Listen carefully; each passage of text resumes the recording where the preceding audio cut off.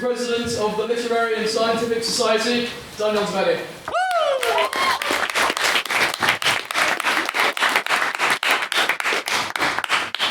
Members of the House, I welcome you to what is the 10th Ordinary Meeting of the 177th Session of the Literary and Scientific Society.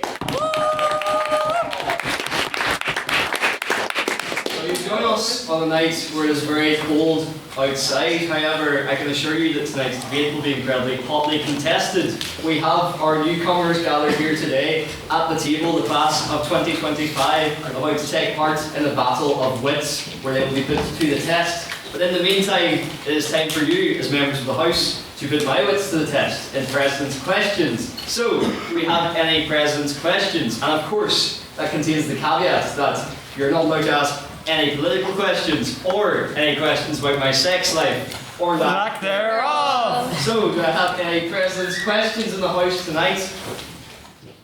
Yes, Luca. If I was trying to invest in agriculture, do you know any good agriculture stocks? Do I know any good agriculture stocks? I'm trying to come up with a joke for this one. I feel like I just won't laugh. Surely chicken stock would be a decent one. Hey! No, just me. Any other President's Questions? Yes, President Meredith Black. Thank you, President Devaney. Please may be excused. Of course. Any other President's Questions? Yes, Senator. Do you know how to open a new window on Google Chrome? I think Madam Treasurer has got it unlocked there. It's a right click and then you Or maybe not, but No, you've got it open. good stuff. Yes, teamwork in action there. Amazing. Any other President's Questions? Yes, Owen? What do you have for breakfast today? Oh, for breakfast today. So, I decided to have cereal for breakfast today, but I was watching the weather on the news this morning as well. And you ever feel like, the TV's talking to you, like the Truman Show, the TV's really talking to me today. So I was right about to grab my Kellogg's cereal, but then it said on the weather, snowflakes. So I thought, oh, that's a sign. I guess I'll not go for the cereal today then. Are you proud of that? That one got a frosty reception, I can't lie. I didn't exactly blew the house down with that one. It wasn't quite the storm. But anyway, perhaps you didn't find it funny because you're all under the weather. I digress. Do we have any other President's Questions? Going once? Yes, Lynn. On the chessboard, what is your favourite chess piece? Ooh. Well, I noticed there's a checker on the chessboard. Quite an interesting one. Myself and Rachel play chess quite frequently. I'd say my favourite piece would be... I quite like the rooks. We could go for a rook. Yeah. Any other President's Questions? Yes. Louise Calder for the minutes. What did that guy do that he's having to watch the debate up there? Oh, if only you knew what he done. You end up there. Well, to be fair, I do love a bit of Yellow Man myself. If any of you've had it before, it's like a honeycomb delicacy from Ballycally. I recommend that you try it if you've had it before. Any other President's Questions? Yes, Madam Vice President. Has the President yet watched I know his favorite reality TV series, season 3, The Secret Life of Modern Wives, and so I can talk about it with him? The President has not yet watched season 3 of Secret Lives of Modern Wives. However, you'll get onto that. But I'd say out of all the reality TV shows that Bethany has forced me to watch, it's definitely one of the better ones. Life Below Deck, not so much for me. Any other President's Questions? Yes, we'll go Coyle first. Has the President recovered from the BBL? I would make a joke about my BBL, but I feel like it would fall flat. Yeah. Any other Presidents? Yes? What do you think of the World Cup playoffs qualifiers? Oh, the World Cup playoffs. This is great. I'm very glad you asked this one. Who do I think will go through? North Ireland's definitely out, aren't they? Because they got Italy. So I feel like Italy will go through in that one. And one of the other ones, I want to say Ireland will go through. Because I feel like the momentum's there. Like any good cards, we have a response to everything in that game. And then the other playoff, remind me who's in that one again. Macedonia and Denmark. No, they're in the same one as Ireland. So I'm back in Ireland. I shouldn't to go through that one. I want to say the other one. Yeah, we'll go Sweden then. We'll go Sweden as well to go through. I'll go for those three. Any other president's questions? Yes. What did the president think the term BBL initially stood for? Are you rehashing this one again? Well, actually, in my line of work, so I clean a hospital weekends. So here's another definition for you. Usually we write down BBL as well. And don't worry, like it is Kingsbridge, but they don't do that procedure as far as I know. However, when I write that down in the book, it means black bags and then brackets large, because we have small black bags and large black bags. However, what I initially thought it stood for was big blue Latino. As we all know. Any other president's questions? Yes? Messi or Ronaldo? Messi. Exactly. 100%, so clear. Although I know another president may disagree with me on that one. Any other president's questions? Barca or Madrid? Oh, Barca as well. I mean, I'm a Liverpool supporter.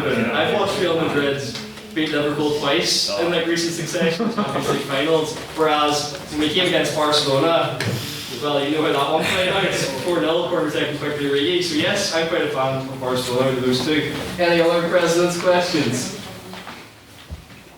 Yes? Elizabeth for the minutes, best Christmas song? I love Do They Know It's Christmas, which I know is a bit controversial, but that would be one of my favourite Christmas songs. Any other president's questions? Yes? Do you have any ambition to start pantomime with the way you make your puns? Yeah, I've done pantomimes in like shows before actually. Weekly, clearly. Pardon? Weekly, clearly. Weekly, yes. Well, I mean, if you count this, 100%, Colin, yes. Any other? Yes, we have one over here. Following on that question about your favourite Christmas song, would you be willing to give the house a rendition?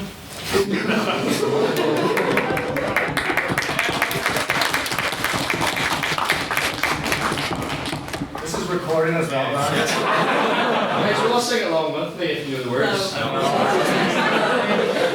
There's no need to be afraid at Christmas time. We let in light and we banish it. And in our world of plenty, let us find of joy. Put your arms around the world. It's Christmas time.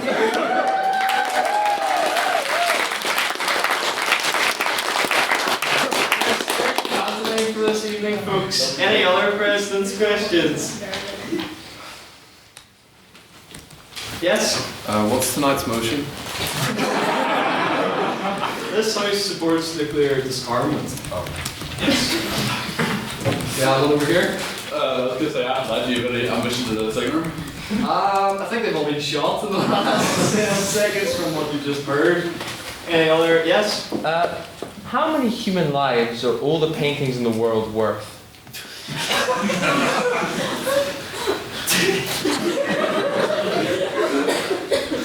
How many human lives? Are all the paintings in the world All the worth? paintings in the world. Worth. I think life is valuable, so I'm gonna say Zero? Zero? All the paintings in the world are worth 0 human lives? I wouldn't. I mean, like, will I kill a person to keep a painting? Would you not save a person? Would you know, like trolley problem? If it's a trolley problem and there's 5 people, or like however many people on one track, and the train's going straight down to all paintings in the world, I'd probably save. It's going down the middle. It's going down the middle. So like, at what? It's doing it right. If you have to choose. If we save the people, this is very DP. If we save the people, we destroy all paintings. And create more paintings. There we go. Do we have any other questions? Yes, David. What if there are 5 really bad people? Oh dear. We bring up the trolley problem, this question's drawn off the rails a bit. But anyway, back to continue our train down president's questions. Do we have any other president's questions? Going once? Yes? I have a question about the port rule. Okay. Is there supposed to be like a minimum amount a bottle should have if we were to all one to the house? That's a very good question. So I'm a big fan of Taskmaster. So if you can like creatively come up with a way to bring port or swearing fine, that's fine by me. Okay. That's all I'll say. However, like for each swear, different ball of port. So if you want to do it by the times, I come up with creative ways to get port. I'll be interested to see what you come up with. Any other questions? What's Yes. your favorite Taskmaster season?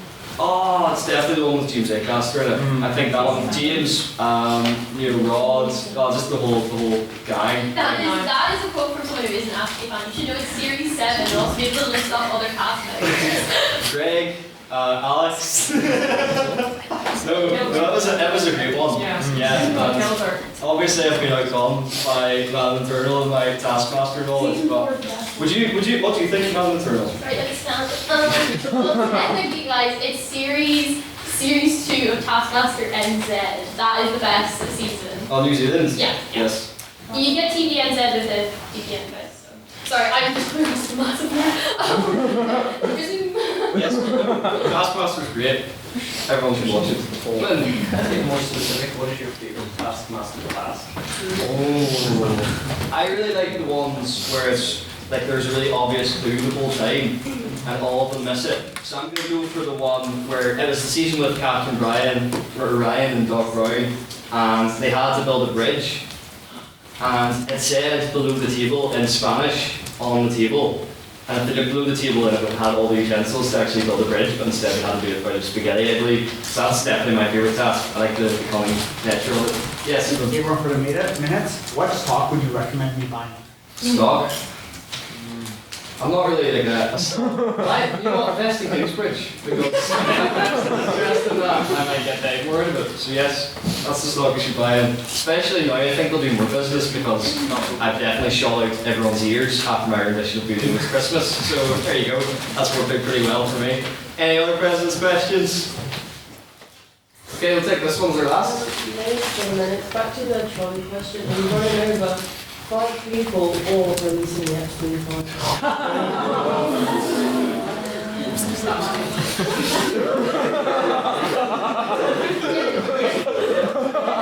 Yeah, I think this is a trap.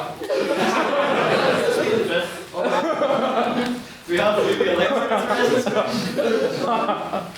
because I feel like that'll come up in private members business. Going once. Going twice. Okay, on to our private members business then. So this is your chance, members of the House, to go through anything you've seen in the news recently that's of interest that you want to kind of gauge the rest of the House's opinions on. So do I have any pieces of private members business from the House? Yes, Madam Tyrrell. What's everyone's opinions on College Christmas Day? Because some people hate it. It was yesterday. It was November, and I feel like Halloween happened 2 seconds ago. Did I thoroughly enjoy it and go pregnant? Yes. No excuse to drink. But as its concept, should it be as early and do you like it? College Christmas Day. Anyone? Yes, I think it should be in November because this is Belfast and as soon as exams are over, people leave in December. So it would be really dead if it was in December. And I also went to Cameron and I agree with the concept because I saw you. Thank you. Any other comments on that? Yes, ma'am? I did not know it was the Christmas thing until the day of. And again, I did also kind of see both those people and did enjoy it. But that's, I didn't know it was the Christmas thing until like the day of. And you know what the great news is, for other people that didn't know it was College Christmas Day yesterday, that we actually, next week, have our very own Christmas party in the house. You guys should all come too, and we'll tell you more information about that for council announcements. But yes, anyone else on College Christmas Day or other Christmas celebrations across campus? Yes? Okay, this is a real risk I'm taking right now, but I'm having a freeze for that Christmas. I'm not But if you want to come, I am going to make sure that you contact me because it will be really fun. I want loads of people, but also don't take my things in my house. Yes, so if you want to storm Ella's house, get in touch about the group chat. Anyone We else? only go to Ella's Breeze, we don't go to No, you have to show it. That's an amazing idea. Yes, that's another I want a extension. white shirt at the end. You're not getting into my gap without a ticket. Any other pieces of private members' business. Yes? Does the House have any thoughts on UK's new immigration policy? Okay, bringing it back to the yeah. Okay, the new immigration policy, yes? Shambles, but I saw in one of the articles published, or it was either in the government side, that they were gonna check people's ages using AI. You like post their like pictures on it and have AI guess their ages, because apparently people are lying about their ages. So yeah, that is interesting. Anyone else on immigration policy? Yes, sir. Since when was Rupert Lowe the main ally of Labour government in any of their policies? It's absurd that the main people defending this government isn't, you know, the staunch left who said, oh, they'll take a left return. No, it's the hard right. What on earth is going on with that? You could say that's a low blow. There. Anyone else on that? Thank you. Yes? I mean, I don't have to immigrate to have like issues with immigration to the UK, but if they put my photo into AI and it gave me an age like way older than me, it would really, really hurt my feelings. They said it's something to have to consider as well when they're doing the AI. I feel like that would be like one of those Snapchat filters. Yes? Mental health. I don't know if anyone saw, but yesterday, I think it was yesterday morning, Reform UK's official Twitter account to the picture of the Home Secretary in a bedroom decorated with Nigel's Barrage and Reform UK. Tweeted good morning. And then the Home Secretary retweeted it saying, over my dead body. So it seems like they've got into a real spat between Reform and the Home Secretary. And I also thought it was interesting how the Home Secretary, again, very interestingly, this might hurt you, and I'm sorry, but the Greens and Labour were fighting with each other over immigration, but I never thought that this would actually be a point of contention between the two parties, but it seems to. Interesting, yeah. Anyone else on the spot for immigration? Yep. The issue of immigration is taking a lot of attention in public discourse in the UK, so I feel this is a way Labour is like, you know what, we're going to squash it and make sure like we can talk about different things. Thank you, yeah. Anyone else on that? Yep.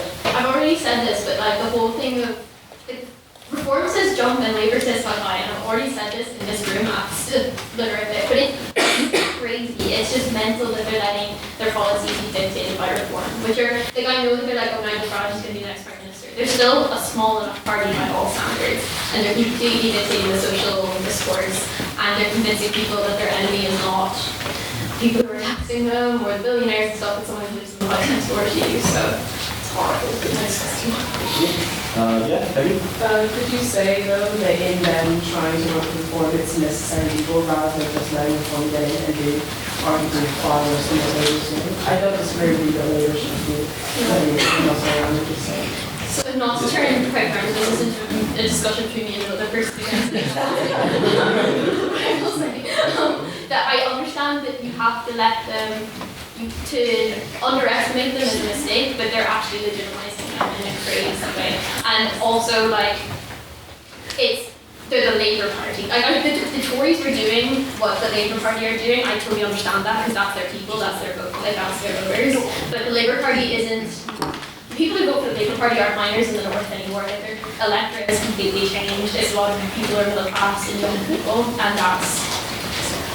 Like, they may have opinions on immigration, but they're not that harsh. They're not that very harsh. So. I was going to say, this one's changed from debating about rappies and matches. Yeah.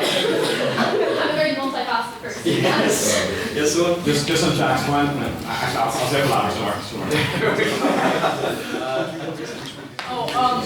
I agree that it's, first of all, that Labour, their strategy of, like, trying to, to be clear, this isn't exactly what I think that they're doing, but their whole, like, oh, we can take Reform's voters if we just appease them enough is, it's not going to work. And I agree that essentially what they're doing is making it so that Reform doesn't have to, Nigel Farage doesn't have to become Prime Minister because he's getting everything that he wants just by ensuring that it's now fine in, like, for the Prime Minister to say, like, yeah, we're going to fund our draconian immigration policies by taking, like, valuables from immigrants that are coming to pay for it. Like, Labour are making it so that it doesn't really matter if Farage wins, if they're just doing everything that he wants without him getting in. Thank you. And we'll take 3 more. Yeah. So this is just generally addressing when people say that Labour are kowtowing to reform. To what extent do current opinion polls solidify actual policy? Because obviously if you have an election that gives you a mandate, but if you have opinion polls which are swing in a different direction, and if you have a party that's at 30% and you're at 10%, to what point do you have, you don't have a mandate anymore, but must you kowtow to public opinion, or must you just keep going what you said? At this point, historically there has actually been international precedents with this working. For example, in Denmark, the Social Democratic Party, like the left-wing party, had implemented more strict immigration policies, and that stopped the rise of the far-right party in that country. Yeah, just two very quick points. That's totally correct. And it's interesting, it was incredibly socialist far-left government that implemented the Jewelry tax in Denmark.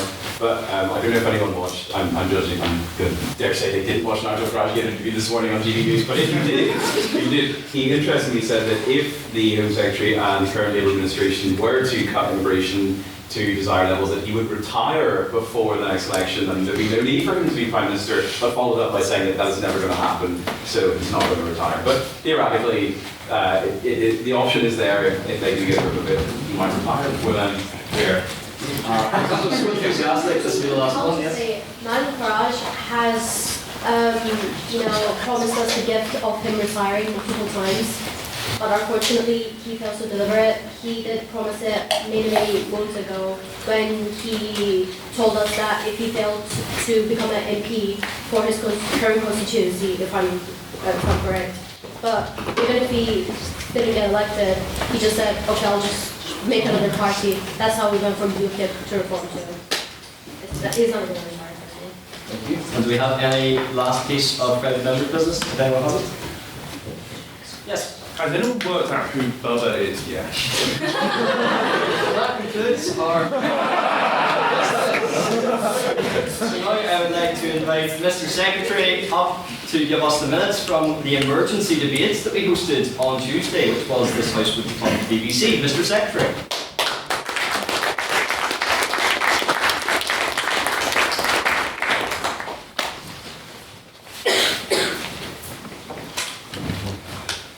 Thank you, Mr. President. On November 18th, the Queen's University Belfast Literary and Scientific Society convened for the first extraordinary meeting of the 177th session to debate the motion this House would defund the BBC. President's questions we heard from Flynn Nugent, who asked what he had for breakfast. Daniel answered toast and jam, prepared for me by my indentured servant / my mother, Bethany. Then we heard from somebody who said, what time is too late for it to be considered breakfast? Daniel said, breakfast is any time, as somewhere in the world it is breakfast time. Beth Lynham said, what would you do if you were locked in the Oxford Union? He said he was unsure, but we all know he'd probably get a BBL. Luke Collins asked how good would you do as a traitor? Daniel said he wouldn't do too badly, as he's used to wearing a gown already. EJ asked what would you hire an Etsy witch for? He said to see if Liverpool would win their next football match, although we all know it would be to give his butt a little bit more jiggle. Flynn Nugent asked which bell he would like to be, the swinging one or the clicky one. He said, I would be the swinging bell because I like to ring when I'm giving a good shake. Luke Collins said, which beetle would you want to be trapped on a desert island with? You answered Paul. Peggy said, what animal could you beat in a fight? You said sheep, but gave no description, and the Wales would probably agree with you there. And then finally you asked what football celebration would you do? And then you did some, I don't actually know what it was some kind of shady dance move. And then we had private members' business. We heard from Ryan, who said about the allegations made against Trump and asked for a discussion. Luke Collins said that Hillary has lost to Donald Trump twice, both the presidency and his love. Calvin Black, HLM, then said it makes you wonder where he got the name Big Beautiful Bill. I asked about Peter Mandelson urinating in public on Notting Hill, and Ray said I said public orgy, which I promised I did not. No, I didn't. Then we moved on to the votes on prior opinion, where we had 8 votes for the proposition, 19 votes for the opposition, and 10 abstentions, meaning that the opposition carried and the motion fell. First on the proposition, we heard from myself, who said that the BBC was an integrated model. We don't pay for the BBC to be the headlines themselves. I said the Royal Mail used to be a public enterprise, but changed into a private one. And as an applicable model for the BBC. I said the BBC needs to stop being breastfed by Keir Starmer and needs to learn to stand on its own 2 feet. And then talked about the subpar French broadcasting comparison, where their state broadcaster went private, and that was the one good thing the French did. Then we heard from Luke Collins, first in opposition, who said the government has influence over the BBC, it's not funded by private corporations. He said the proposition arguments can be condensed into one phrase: what has the BBC ever done for us? Likewise, we could ask what the SCRP has ever done. Responsible for over 18,000 hours of programming each year, and 480 million people watch the World Service. Second on the proposition, we heard from Luella, who said that In a Night Garden's a cracking show. She said something about lesbian Love Island that didn't quite follow. It would be losing lots of money if not for the TV license man. I can agree with that. Gary Lineker threw his salary down the drain by posting something negative. Jay Blades was accused of rape, although we all wonder how he got a job in the first place, as he can't paint. The left think they're the slaves of the right wing think that the left is woke, and think that the French are illiterate. Second on the opposition, we heard from Michael Cairns, who wished he'd been here for the BBL debate. Probably really between the lines there. He said that the BBC had been a lead developer for all technologies. He then said that 72 people died at Grenfell because of poor London Fire Brigade decisions. I then thought of course 25,000 died at Waterloo because of the poor decisions on the French. We stressed that the BBC is needed to have boots on the ground, and that defunding the BBC is never the answer. Third on the proposition, we heard from Owen, who said news has not been about Trump or his affairs, but about a public spat. Issues with the BBC don't just end in the UK, but also abroad. He said that the flat rate fee is unfair, and instead we should adopt one similar to the income tax and ban it. He said poor people are disproportionately affected. There was something about the BBC being a chain which I couldn't really follow. The golden era of the BBC was on a high budget. The next golden era could be on a low budget. I tried to make this all make sense, but I couldn't, so I just wrote it down verbatim. Third on the opposition, we heard from Dara McConville, who said defunding will weaken the BBC's integrity. The BBC did right by sacking members of the board, and that shows strength, not weakness. Sky News says we failed female-oriented TikTok, and that the BBC standards are much higher. Scandals happen in every workplace, and the BBC is no different, but they're more in public life because they're publicly owned body. And he said that we wouldn't be better off under private ownership. Then we had questions. Question for the proposition was from Christopher, answered by Owen and Michael. Question for the opposition was asked by Veronica Lamb, answered by Luke Collins and myself. And the abstaining question was asked by Beth Lynham and answered by Owen and Michael. Then we moved on to the votes on speaker ability, with 3 votes for the proposition, 30 votes for the opposition, and 3 abstentions. The opposition carried and the motion fell. Then we had council announcements. Beth Lynham asked about the Christmas dinner and urged us to all buy tickets. Henry reminded us that the VP Spa was happening tomorrow, it was happening yesterday, and that the Durham and Irish novices are still open for entries. James reminded us about the Archbishop's Lit Talk, which is happening next week, I think, 26th? 25th of November, Archbishop's Lit Talk. Ray said that she gives feedback every week, so go to her if she'd like some feedback on her speaking ability. Ella reminded us that Godkin is on Thursday, today, and Jack reminded us that we should come to Spoons to philosophise about wine. Can I take this? Hi.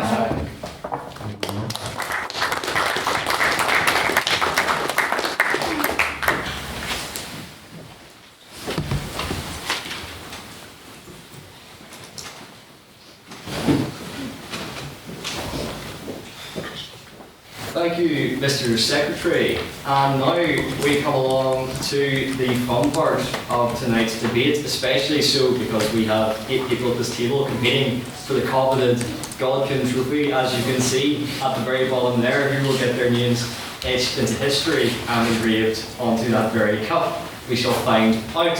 But by way of introduction, I would like to introduce each of the speakers on each side before we get into the rules and the vote on prior opinion, and of course our judging panel to join me along the back as well. So first of all, we have for the proposition Zach Torley, we have Oliver Eaton, we have Ash Kaur, and we have Luke Coyle. And then for the opposition, we have Marc Ghaly, Natanya Mordani, we have Nihal Bhatt, and we have William Browne. And by way of introduction, I would like to go from my right to left for who the judging panel will be this evening. So, starting with you, Mr. External. Hi guys, my name's Henry and best luck to all speakers tonight. Yeah, my name's Beth and, good luck. I believe we have one more judge, Where is it? wherever he may be. I texted him. I don't know what you're planning with him. Calvin! He's called Calvin and he'll be back in about 5 minutes. Okay, in the spirit of pantomime, if we all say, I believe in Calvin. We should all hear. You just believe in folks. Calvin! I'll have to start start doing my pub material, I don't think anyone wants that. But anyway, I'll go on with the vote on prior opinion. So of course tonight's debate is a very topical one. It is 80 years since the atomic bomb. So can we have a vote on prior opinion for the motion this House would support complete nuclear disarmament? So for all those who'd like to vote on the proposition, please raise their hands now.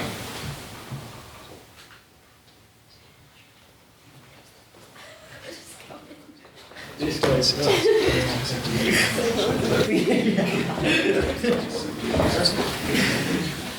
28? Yes. Yep. And I have all those who would like to vote on the opposition to please raise their hands now.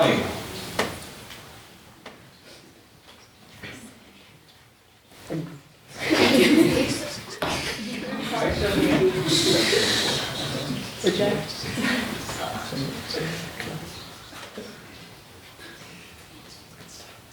28? Go 31. So we'll go. Do you want to go in the middle or the Go for the highest one. I'll go 31. And then finally, can I have all those who would like to abstain from this motion to please raise their hands now? Colin's go.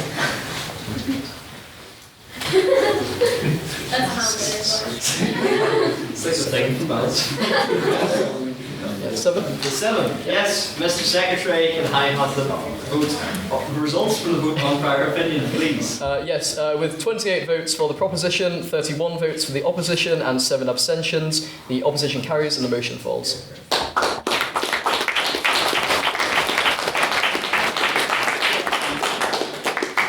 And now it's time for the rules. But first, it'll be a very entertaining debate tonight, so I would like to introduce our final panelist on the judging panel to enter the room. Sorry, I forgot something. Yes, that's right, folks. It's set to be very entertaining, so get your popcorn, whether physical or metaphorical, at the ready for what's sure to be an incredibly entertaining debate. Mr. President Mervis, would you like to introduce yourself as a judge? Hello, I am a judge, and I went and got popcorn, and I did some other things in the past, but they don't really seem important now. So, hooray, good luck. Thank you. Okay. So of course all our speakers at the table are very familiar with our rules, but I shall go through them for all of you who are new to the society tonight. So speakers will take it in turns on the proposition and opposition to stand up at the podium and deliver 7-minute speeches. The first minute of their speech and the last minute of their speech is protected time, which means for those 5 minutes in between, they have unprotected time.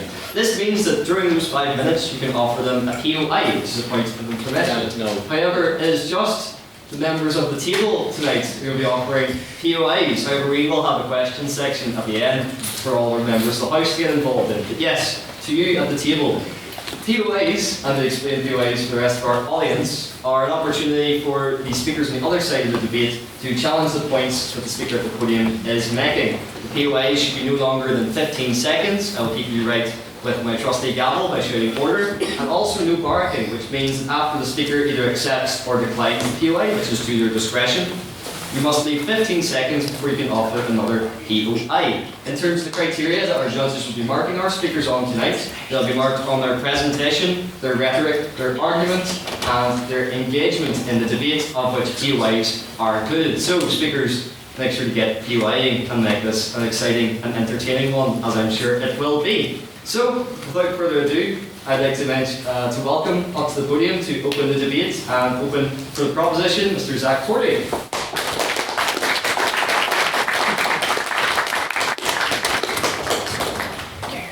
Thank you very much, Mr. President. Members of the proposition, members of the opposition, members of the House, thank you for giving me the time to be today. We are here to discuss the motion of this House supporting complete nuclear disarmament. Given that all of us are spending our evenings here instead of anywhere else, I imagine that it's probably not unfair to say that a small number of us think about Rome a bit more often than we should. Pax Romana, Latin for Roman peace, was the 200 years after the Empire's initial founding, in which Rome was considered by contemporaries to be at its height. The imperial might and splendour unmatched by any in the world. It was a time of peace and prosperity. Pax Atomica, or the atomic peace, is a term used by some scholars to describe the era that has been ongoing since the end of the Second World War. When the United States destroyed Hiroshima and Nagasaki, they uncorked the genie from the bottle. A few years later, and the Soviet Union followed suit by testing their own nuclear device. And this Pax Atomica had truly taken hold. Doctrines of deterrence and mutually assured destruction followed, and the world became far, far more dangerous place. And that is why I'm here. I'm here to advocate for complete and utter nuclear disarmament. No nuclear weapons in the world whatsoever. I believe truly that since the atomic bomb was first brought into the world, it has become a far more dangerous place to live. The Pax Romana, as is true for the Pax Atomica, is a partial lie. It is a veneer of imperial prosperity beneath which is hidden a brutal repression of internal rebellion, major conflicts with external powers, and a term that serves to varnish the golden age of empire and sweep all those untidy little uncomfortable things underneath the rug. This is what the Pax Atomica does. Beneath all the talk of deterrence and peace brought on by fear of complete and utter destruction, it sweeps all those untidy wars and the existential dread just neatly beneath it so that we can't see it. This is what those in favor of nuclear weapons and deterrence do today. How many wars has the United States been in since they invented nuclear bombs? How many has Russia taken part in? The world has been an extremely turbulent place since the end of the Second World War, and just because this instability did not affect the global north to any degree as much as the world wars did, it can very neatly and tidily be swept under the rug and ignored by all of us here. Yet if you lived in Korea, Iraq, Afghanistan, Vietnam, Syria, Ukraine, or any other place the US or Russia has invaded in the past 80 years, you haven't exactly really felt the effects of this deterrence. That is the false promise the nuclear bomb offers. It is a peace. It is a false peace. It is the peace of Pax Romana, the peace of imperial hegemony, of far-off wars in far-off lands. The nuclear bomb is an invention wielded only by those nations who already possess supreme advantages, those nations who possess imperial hegemonies and empires. If there is a chance that any other nation can level that weapon against them at some point, they intervene. Nuclear bombs were never found in Iraq, despite assurances from two extremely prominent world leaders that they would be. Even the chance that they could be present led to a war that caused thousands of deaths and deeply affected the lives of millions of people. The promise of peace that these nuclear bombs offer is a two-faced lie, and I haven't even discussed the obvious destructive potential that they have. I do believe that the world without nuclear bombs would be a better one. It would be one where at the very least we could rest easier at night without knowing that one bad actor, one rogue decision could destroy the entire world as we know it. And of course, we're told by everyone that this will never happen, that there's too many safeguards in place, that there's so much that could have to go wrong in order for that to happen. The chance is near zero, but that's it. The chance is near zero. All the governments of the world have protocols in place in the event of nuclear war, and all nations with a sizable nuclear arsenal maintain strong second strike procedures, so in the event that they are targeted, none of us get out unscathed.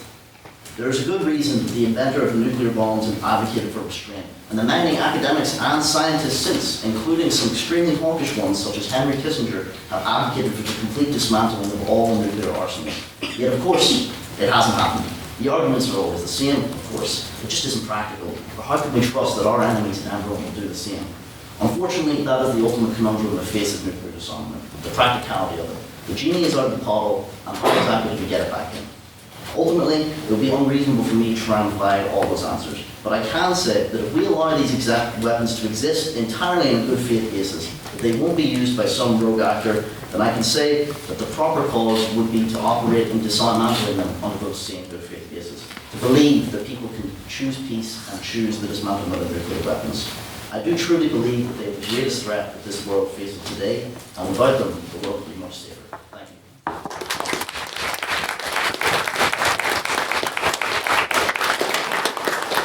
Thank you, Zach, for that very fine speech. I would now like to welcome to open for the opposition, Mr. Marc Ghaly, to the podium, please.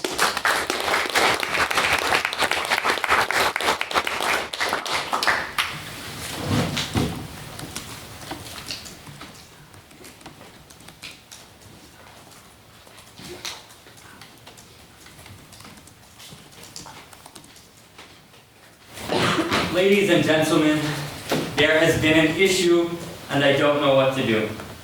So my friend, now I don't know what's gone into him, but someone boosted his ego. He thinks he's that guy when he isn't. We all know what that's like. So what he does is that he goes on the group chat and he sends a picture of me from the COVID days, before the very obvious blow up that you're all lucky enough to witness. Now, I'm not going to take the high road. I'm not letting that slide, so I will send something back. Now, there's this one video that I have, and guys, believe me, if this thing goes out, not only will he get kicked out of Queens, but he will very well end up in prison, which I would not mind after the photo. but there is an issue. He has a video of me. And the Queen's Medical School would not like to hear the things that one of their future doctors has said in the past. And if I send my video of him, he'll probably send his video of me to the group chat. And so, for the sake of my future, I won't send the video of him that would definitely be used in court. I can find something a little bit more moderate. Ladies and gentlemen, the same way that videos from 3 years ago act as blackmail to make sure that things don't get out of hand in the group chat, nuclear weapons act as deterrents to make sure that wars don't escalate. No. If you had an army and you surrounded your enemy, there's nothing they could do, they're cooked. Is there any reason why you'd be afraid of charging in there? No. You'd march in there, you'd finish them off, and they'd die. But now you find out that this enemy has a nuke. You still surround them, but this time you know that if you charge in there to finish them off, they will have nothing to lose, and they'll nuke you. And so you don't charge in there. You don't finish them off. You leave some survivors, and therefore less people die. POI? No. And that's my point. The fact that countries now have nuclear weapons means that you cannot make them desperate. You can't corner them. There's no such thing as annihilating a country because all they have to do is push that red button and you're gone too. Now the things I'm saying aren't theoretical. For those of us that like statistics, we're going to bring up 3 major wars before nukes came around. So in the late 1700s, we had the Napoleonic Wars that killed 5 million people. Remember that. World War II killed 20 million people. World War I killed 20 million people. World War II killed 80 million people. So remember, 5 million, 20 million, 80 million. Ever since nukes were created, the biggest war that we have had has killed 3 million. Let's just pay attention to that. These weapons of so-called mass destruction have brought us down from a peak of 80 million deaths, not just down to 5 million before we had machine guns, but brought us down to 3 million. So, since the creation of nukes, nations have been less aggressive with each other because they don't want to get nuked, and because they are less aggressive, less people die, as I've shown with the wonderful statistics. Remember, 80 million, 3 million, yes. What happens if they go off? All the bombs at once, how many people would die? Look, we could make up these scenarios forever. As Trump said, what if a bomb drops on your head right now?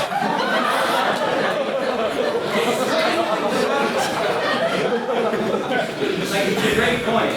Now, I've just told you about the reality of the situation without making up imaginary scenarios. But, for the sake of the proposition, I will make up a scenario. This is the exact scenario that has already been pushed and will continue to be pushed. Let's say there's a politician. They're smart enough to sway voters. They're smart enough to build and manage a government.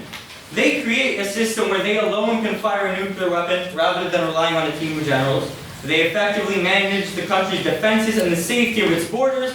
And then the proposition will go on to say, what if nukes end up in the wrong hands? You know, a rogue actor, as Zach described. What if this smart person wakes up one day, wrong side of bed, and they just feel like dropping a nuke on the French? Ladies and gentlemen, that situation is impossible. We can't just make these things up. There are steps that must go on beforehand that will not happen. Now let's take this step further.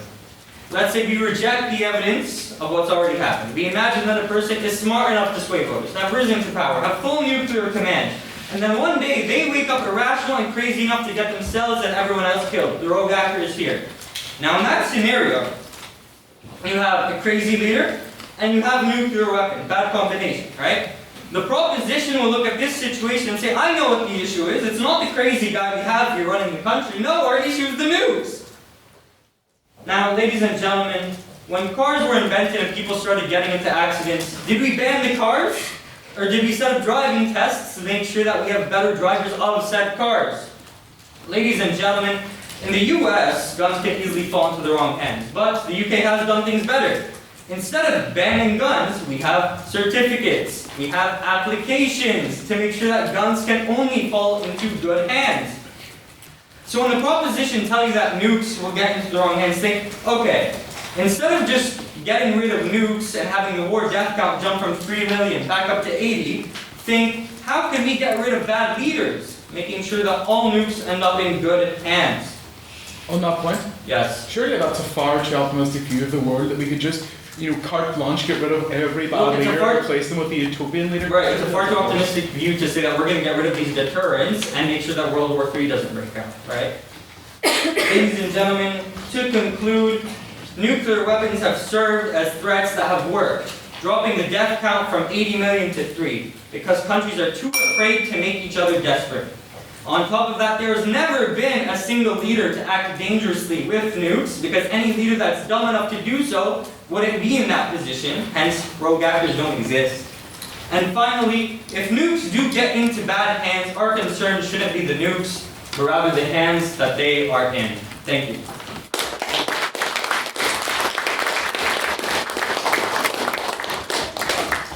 Thank you, Marc, for that very fine speech. I would now like to invite second on the proposition, Mr. Oliver Eaton, to the podium, please.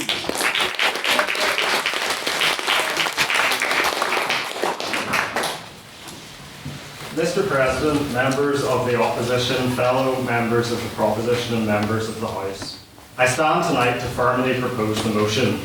Nuclear weapons are nothing more than an affront to progress, a colossal waste of resource, and an imminent danger to humanity. Not a theoretical danger, not an abstract or a distant risk, a danger that we deliberately polish, upgrade and parade while pretending to be reluctant to own.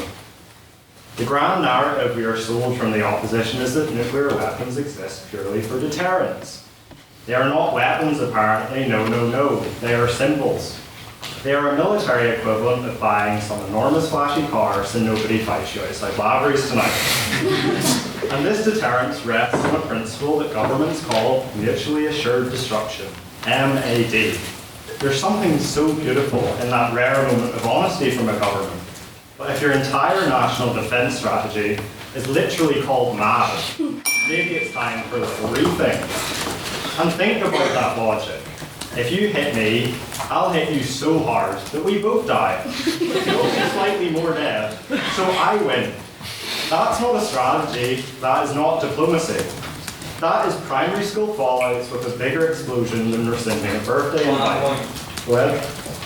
It's not nice to think that your way of deterring someone is vengeance, but hasn't it worked? No, we've seen, as you say, 4 million people died in the Vietnam War. That wasn't stopped. You have people dying in Palestine. That's not stopped by nuclear war.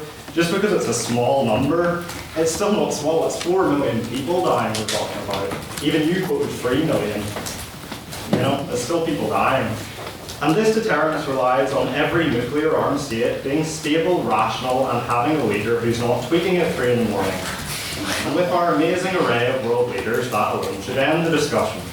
But I'll take a historical detour to one of these so-called rational, stable powers, the definitely not nuclear state of Israel.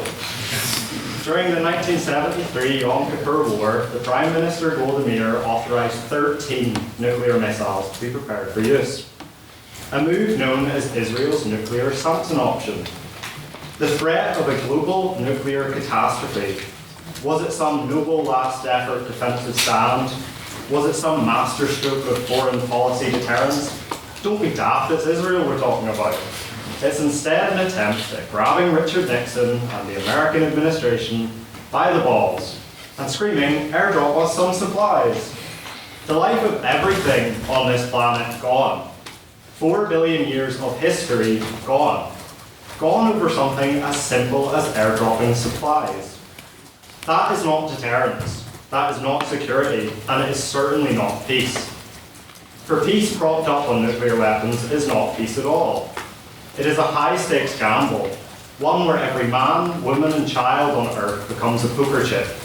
The worst part being that the people placing the bets are the ones least likely to pay the price. And in Northern Ireland, we should know better than anyone that bombs are not policy. If that worked, Jerry Kelly would be a better MLA. Or you work for him. Because if MAD does not alarm you, perhaps the tax bill might. Nuclear arms are the most expensive insurance policy in history, and I pay AXA for car insurance. The United Kingdom has poured £205 billion into Trident, into maintaining 225 warheads, that we proudly hope to never use sitting in Scotland as an expensive dust collector. The foreign policy equivalent of one big nothing burger. And in perspective, it costs more to build and run a single British nuclear submarine than to fund the entire Northern Ireland NHS yearly. And yet somehow we cannot afford the hospital beds. Go ahead. When you talk about Northern Ireland and the United Kingdom having nuclear weapons, what do you have to say about Ukraine, who gave up all their nuclear weapons and then got invaded by Russia? Well, we still have, the NATO allies of Ukraine. There's 3 nuclear powers there. Did they stop Russia from invading Ukraine? And yet somehow we can't afford the hospital beds, we can't afford mental health care, or indeed a functioning executive. These are billions, real billions, that could house the homeless, feed the hungry, maybe even educate the education minister. So I ask again, nuclear weapons in a Rachel Thieves economy? Now the opposition will tell you, and indeed they already have, no thank you, that nuclear weapons keep us safe. Aye, of course they do, because nothing quite radiates safety like placing civilization-ending, apocalyptic death machines into the hands of human beings. A species that can't even agree on how to pronounce the word scone. They will pivot and then deflect, painting disarmament as idealistic, naive, and utopian. To which I respond, read that motion again. We're not debating whether disarmament will happen tomorrow, or as you say, if Putin will roll over and give Papa Trump his toys for a birthday invite. We're debating whether the world that we live in right now would benefit if they did disappear tomorrow. And it absolutely would. Because nuclear weapons do not prevent war. They do not solve conflict. They do not build peace. They freeze human progress in fear. They lock nations into a permanent state of paranoia. They take food off our tables, money out of our hospitals, roofs away from our families' heads. They dump it all into missiles they hope will never leave the ground. I have more than enough fear of my neighbour in the Holy Lands exploding my house with his Never mind Benjamin Netanyahu with an Israeli nuke. So members of the House, I tell you, nuclear weapons are not guardians of peace. They are monuments to human insecurity, relics of outdated thinking, and literally ticking time bombs, financed by people of which 66% do not want. This is not progress. This is not safety. At its core, this is not human. And it is, in every sense of the word, MAD. And so I urge you, reject that paranoia, reject the waste, reject the danger, and support the proposition. Thank you.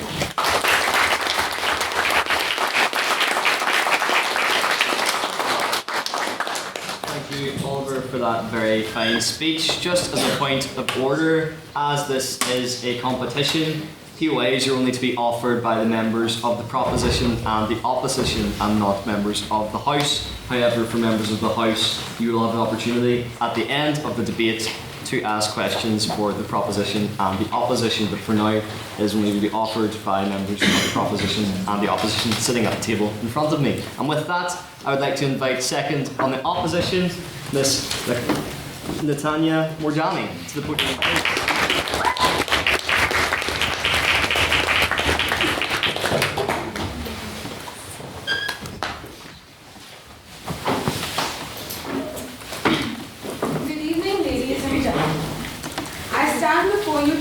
Not just as that, but as a young Indian woman speaking from a civilization that has outlived empires, invasions, borders, and every delusion the world has ever tried to sell. A land that has taught me that strength is not arrogance, peace is not given, and responsibility is heavier than any weapon. It taught me one truth that particularly matters for tonight's debate.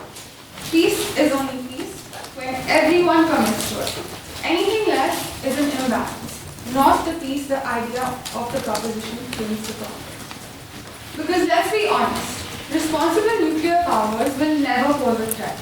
The real danger comes from countries that treat nuclear weapons the same way they treat their promises. Casually, recklessly, and only when the cameras are on. If you want proof, You don't need declassified intelligence. Just look at Pakistan's record, a state that has threatened nuclear strikes more times than it has won international cricket tournaments in the last decade. Yes, think about that. Your neighbor cannot win in a series, but they think they can win a nuclear war. You cannot build global peace on performative responsibility. You cannot build it on empty assurances. And certainly cannot build it on neighbors who say we want peace, while their own ministers brag about turning cities into ashes by peace. So yes, I stand here tonight proudly as an Indian. Not because India chooses conflict, but because India has learned over centuries that strength is the only language some actors understand, and that is why I oppose this motion. Take the Helgam, 2025. If anyone here thinks the world is ready for complete nuclear disarmament, they clearly missed what happened on that mountain road. There, terrorists didn't ask for politics or ideology. They asked one question: are you Hindu? And when the answer was yes, they were shot point blank.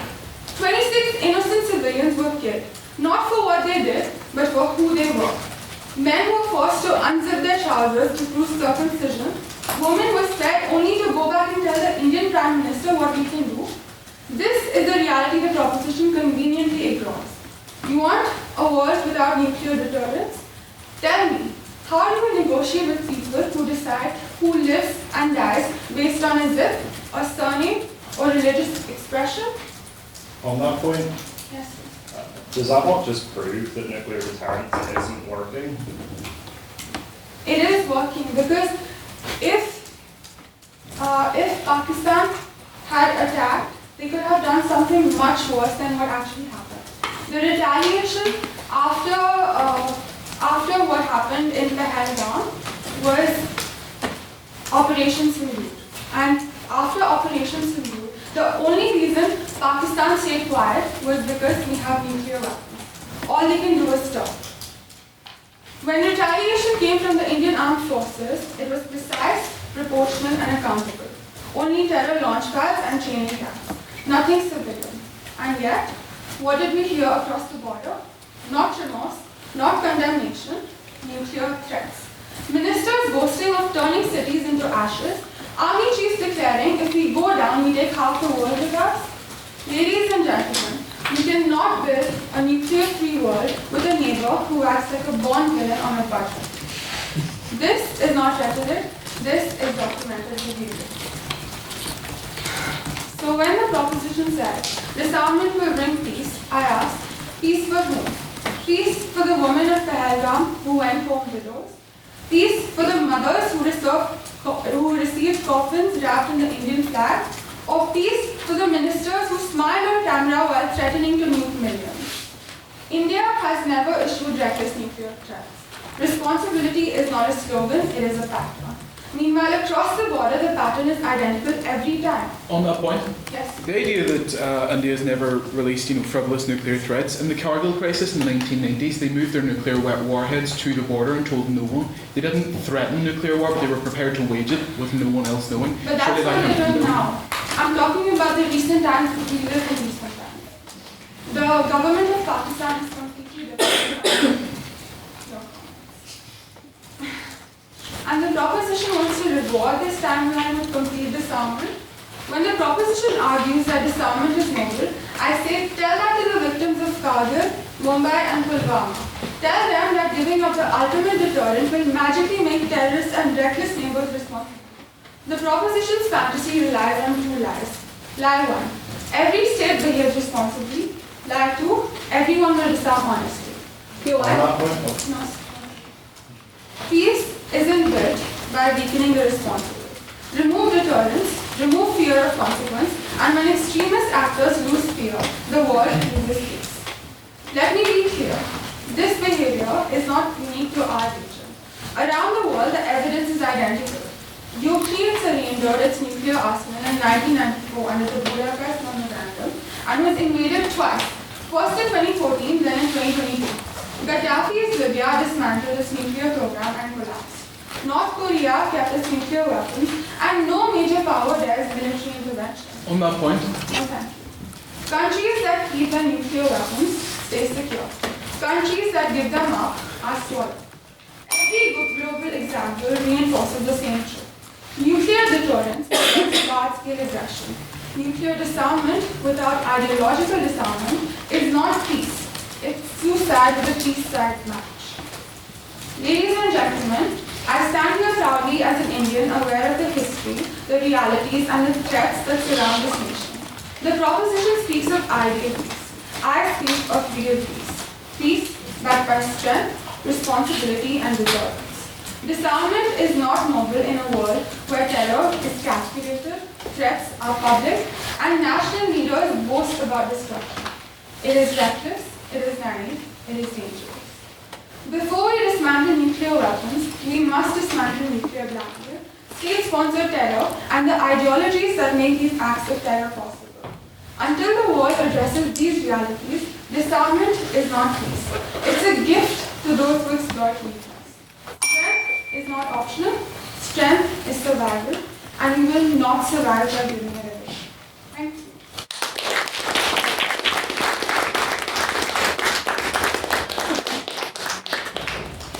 Thank you, Natanya, for that very fine speech. I would now like to invite third on the proposition, Ms. Kaur, to the podium, please.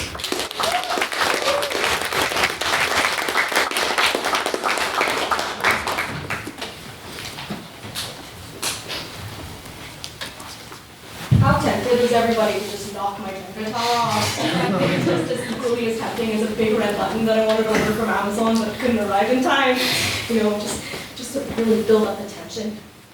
The opposition would like you to believe that warfare is like a chessboard, where the rules of the game are clear and enforced, where the pieces are visible and their movements. I don't think you can see me over.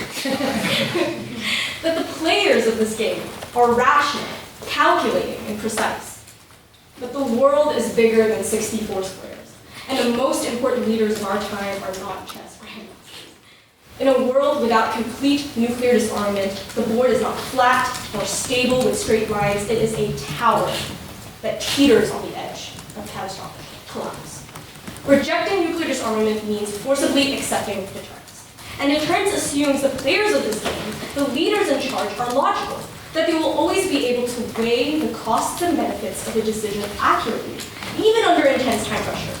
But when humans are exposed to extreme stress, as you should know, Marc, as a fellow medical student, your brain stops relying on your prefrontal cortex that helps you make complex decisions, and it switches to your amygdala, which makes immediate but rash fight-or-flight responses. It's estimated that the average person would really only have about 10 minutes to make a decision in response to a potential nuclear attack. And for Donald Trump, you gotta bump that number down to like at least 5, right? It's only slightly longer than the amount of time it would take Ella when she's flat out drunk in Kremlin. I'm seriously not convinced that the man is a full brain bear, and nor do I trust that he won't spend at least 3 of those precious minutes of tweeting about his massive, huge missiles from the toilet before his brain even has the capacity to try and figure out what the hell an ICBM is. Like, it genuinely terrifies me that the time Donald Trump would have to make this kind of decision is shorter than the time it takes for me to give this speech. Trump is so far and away from the likes of Magnus Carlsen or Bobby Fischer. He's the guy who fired 300 employees who are working for the NNSA, the National Nuclear Security Administration, you know, the one that casually oversees a bunch of weapons of mass destruction, because he wanted to cut spending, without even realizing that firing them would pose a huge risk to the safety, maintenance, and security to what is the world's greatest stockpile of nuclear weapons. A concern that wouldn't even have existed if we had complete nuclear disarmament, by the way. If he can be this negligent, without the time pressure of an actual nuclear attack, how on earth can we trust him, or anyone like him, to make rational decisions when the stakes are so much higher? Are we really willing to keep gambling on leaders like Trump and their incompetent administrations, while impulsiveness, ego, and aggressive posturing continue to increase the risk of escalation and a potential crisis? On the point? Sure. So you keep mentioning how Trump is a crazy guy, but 2 things. First of all, he's smart enough to get elected, smart enough to sway voters, smart enough to, whether you like how he's doing or not, he hasn't blown up the order. Yes, exactly. Thank you. And also, I don't know why you don't want to be on our side. We are on the side of deleting your videos, man. I don't know why why you wouldn't want to be on our side on that. I'm trying to help you. And it's this impulsiveness that highlights the next problem with relying on nuclear deterrence. It relies on our rational actors having access to perfect information. Yet our nuclear chessboard is full of blind spots. Like in 1983, the Soviet Union's early warning system basically hallucinated US missiles that didn't even exist. The Soviet early warning system detected what it believed were 5 US nuclear missiles heading towards the USSR. The computer treated the launches as confirmed. The alarm system screamed that the US had begun a nuclear strike. Protocol said the Soviets should respond immediately, before the missiles hit, with a full retaliatory launch. That is what deterrence argues. But Stanislav Petrov, the officer on duty, was handed a board that said checkmate even though no one had moved a piece. Under nuclear deterrence logic, Petrov should have trusted the system, but something felt wrong. He had no visual confirmation, no corroborating radar, no second source, just a blinking red screen saying America has fired. In other words, the early warning system hallucinated an attack that didn't even exist. Petrov chose not to relay the alert. He broke protocol, and he was right. The system had misread sunlight reflecting off clouds as missile launches. And if Petrov had been slightly more tired like me, more stressed like me, more rule-bound, not really like me, and suddenly replaced by a less skeptical officer, we would not be in this room having this debate. A system that can fail because sunlight hits a cloud the wrong way is not a system you want to determine global survival. And that's exactly the point. As long as nuclear weapons exist, imperfect information isn't a risk, it's an inevitability. Think of the law of large numbers, right? Inevitable. Complete nuclear disarmament removes the possibility that a glitch, a cloud reflection, or a single misread signal can trigger global catastrophe. No thank you. And today, the board is even harder to decipher. Cyber attacks can forge moves that never happen. AI sometimes misidentifies harmless launches as threats, and it also tells me the wrong information when I'm trying to figure out this debate. Hypersonic missiles shorten the clock. I'm just kidding, by the way. Hypersonic missiles shorten the clock so much that leaders barely have time to check whether what they're seeing is real. Deterrence assumes players always know what the other person is thinking. Everyone is staring at a glitching board where a pawn can look like a queen, a bluff can look like checkmate, and one wrong interpretation ends the game for everyone. That's why a complete nuclear disarmament is safer. If the board is unstable, obscured, and full of errors, the solution isn't to keep adding more powerful pieces, it's to remove the ones that can end the entire game. It's to remove the ones that can end the entire game with a single mistaken move. Even if every leader were perfectly rational and every system flawlessly engineered, deterrence would still be a frail strategy. Because at its core, it is a defensive posture that pretends to be stability while actually being a stalemate. Now, I also want to bring up that one country actually did do this, South Africa. They succeeded. And thank God that they actually said never mind on nuclear weapons, and they're not any less unsafe because of that decision. A world without complete nuclear disarmament is not a world where we are playing chess, it's a world where we are playing Jenga. Where one wrong person, one wrong signal, can lead everything to crash down. And where the only thing left is the rubble and the fallout. Thank you.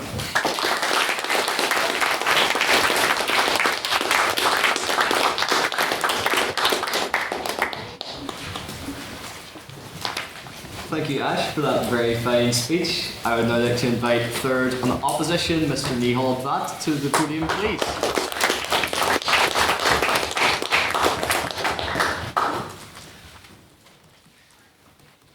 Before I start, a quick disclaimer for everyone present here. My speech tonight may contain references to nuclear weapons, global conflict, wars, and geopolitical betrayal, so heads up. And to the proposition, it may also contain occasional moments of reality checks. So again, feel free to close your ears the same way you close eyes in history. Ladies and gentlemen, when my learned friends in the proposition offer you a dream, a world free of nuclear weapons, where nations hug and leaders sip herbal tea, the politicians don't do it these days, and promise everlasting peace, I cannot help but picture the perfect Netflix pitch. Imagine the trailer. A world where centuries of rivalry magically dissolve because someone said, pretty please. A world where mistrust evaporates faster than my free time before exams. The proposition calls this realistic. I call it fantasy that makes Marvel look like hard science. but let us appreciate their optimism. Genuinely, it is so adorable. Their faith in global harmony is so touching that I briefly considered inviting them to tutor me in how to believe that my assignment deadlines will extend by themselves. And the fun part, they expect every nation to not only disarm, but to also stay disarmed forever. Because history has clearly shown us that ambitious leaders always follow rules, never cheat, and certainly never hide things in suspicious underground bunkers. Ladies and gentlemen, if we follow the proposition's logic, next week we shall be discussing the motion. This House believes lions should go vegan because it creates a safer survival. If the world truly listened to the proposition, we would wake up weaponless, defenseless, and smiling right until someone who forgot to watch the Netflix show decides to cheat. Wake up to reality. You can dismantle a bomb, but you cannot dismantle the knowledge to rebuild it. So what happens after the world goes into complete nuclear disarmament? Every scientist lives. Every industrial pathway remains. Warhead blueprints don't self-destruct like Mission Impossible messages. What actually happens is this. Whoever rebuilds first, wins. Whoever trusts the most, loses. And in that panic-driven race, the world is more unstable than it ever was with nukes. On that point, go ahead. You're using the same logic that they use to propose that we shouldn't ban chemical warfare and biological warfare, and those weapons have since 100% been destroyed. So how does that work? Fear is something, fear isn't noble, fear isn't heroic, but fear is a reality check for people. Our world lies on hoping, dreaming, and trusting each other, but say for example North Korea, it signed the nuclear non-proliferation treaty. It broke it within seconds, just because USA was a threat to them. So now listen closely, because this is where the proposition loves to get dramatic. They tell you nukes are immoral, that they cause humanitarian devastation. And yes, absolutely, I agree. But here's the part they never say out loud. Before the world even knew what nukes meant, humanity managed to tear itself apart on a scale that nukes didn't even approach. What did they invent was something which we truly never witnessed before. Fear. Fear on a global scale. And to put an end to the proposition's fairy tale, I'll try my best to explain it in common language, because geopolitics certainly is not seeming to you right now.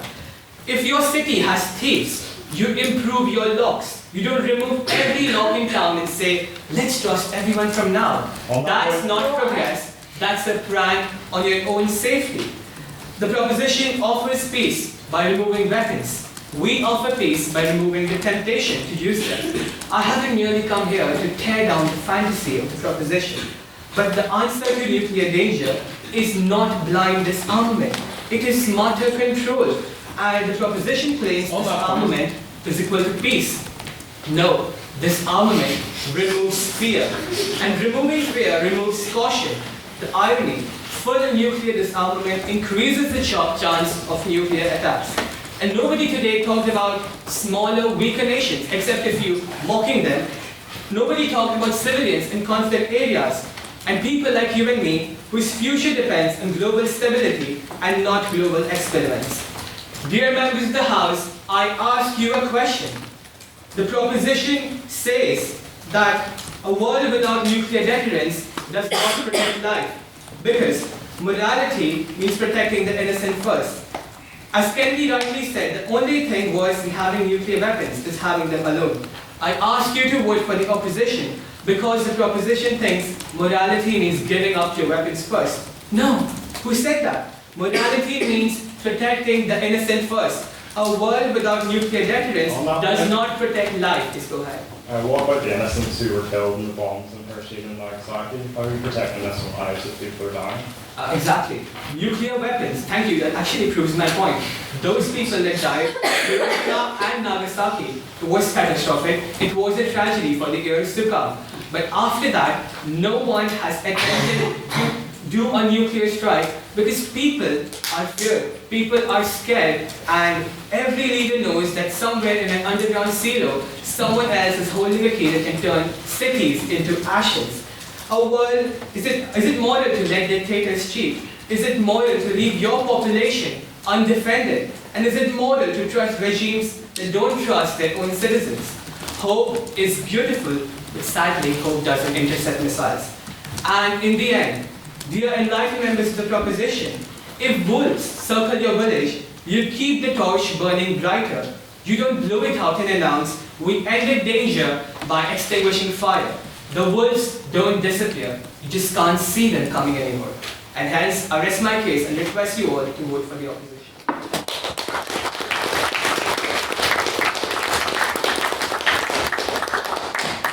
Thank you, Nihal, for that very fine speech. I would now like to invite to close for the proposition Mr. Luke Coyle to the podium, please.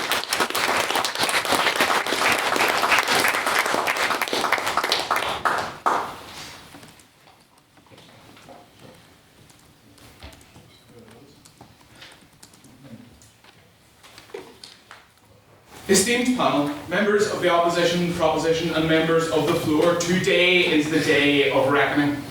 Today our reason and our logic, our beliefs, the society we live in, indeed the very society which we seek to build, goes on trial. The court sits, the gallery filled with onlookers who entrust this house to guard their hope from a logical opposition and herald the change which this motion proposes. Today, in the dock of this great court stands the belief that we should support complete nuclear disarmament. We in the proposition define the term complete to mean the total disarmament of nuclear devices across all nations, and support to mean a wish to see this goal realised. I will go in to explore some of the fault lines that lie with the flagship argument in favour of nuclear devices, nuclear deterrence, and then I will discuss what disarmament could do to revive diplomatic relations between states. But before I do any of that, my friends, I will impart to you the one absolute truth of this debate. That nuclear disarmament is the best path forward for humanity.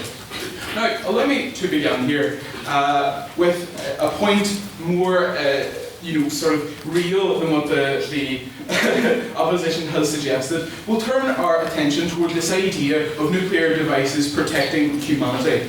It is an extremely insular view, for the benefit is confined only to Western or liberal societies, if then. Actually, in actual fact, we see that as a human race we suffer far more under the license which nuclear arms give to tyrants than we thrive under its pithy protection. The fact is, the tyrants hide under the nuclear deterrent to keep the jackboot on the necks of their subjects, or to give cover to whatever foreign war or slaughter they seek to carry out, because the doctrine of MAD would spell death for any nation to involve themselves. We have seen this in the fact that the West can only support Ukraine from afar in its mutilation. And allow me to rebut a point from the opposition here, that Ukraine would somehow be safer. The fact of the matter is that the creation and the maintenance of nuclear weapons across the world have prevented Ukraine from getting the help it so desperately needs against these tyrants and the Russians. And they are so desperately afraid of the power that Putin wields, the same power which the opposition seeks to uphold. And there is not, in any just sense, a way to condone this world. How can the opposition justify a world in which morality is antecedent to power, where humanity is subject to the machinations of tyrants? The world is morally reprehensible, for it is the fact that humanity as a whole is desecrated, not defended by these harrowing weapons, far outweighing the proposition's professed benefit of security. It should be noted that despite nuclear devices being in existence for decades, they have done little to protect humanity against its greatest scourge, the continued existence of the UCD LNH. We will now confront a critical issue with nuclear arms, and that is their technological feebleness. Now, technological advancements have actually far outpaced our imaginations. We have done things unconscionable to our forefathers, especially in the departments of defence. Such significant progress and investment has been made that it is only a matter of time before the military-industrial complex turns its eyes toward the uncharted West. That is the nuclear defence systems. Trump's Golden Dome is but a canary in the coal mine of what is to come. And it is also worth noting the technological unreliability of these systems, as pointed out by Ash, but also the fact that some nuclear systems require satellites to govern their control and logistics, which obviously, due to interactions with the stratosphere and stuff like that, it just does not provide a logical explanation as to why we should trust essentially one linchpin piece of infrastructure over the doom of entire cities. On that point? Yes. To use surgeons as an example, they can make mistakes that can end someone's life. What, we get rid of doctors now? They cut for themselves, they do it themselves? Well, I will take your point here, and with you being a doctor, I'll try to word myself carefully. The fact of the matter is, where you make a mistake, it costs but one life. Where another man makes a mistake, a president makes a mistake, that mistake erases people and ingrains their statues into the places that they used to stand. The fact of the matter is, where you talk about one life, we talk about thousands and hundreds of thousands. Now, let me actually rebut something from Natanya here. This idea that India is somehow safer with the presence of nuclear devices, it's actually something I'll get into later, but I'd like to point out something to you.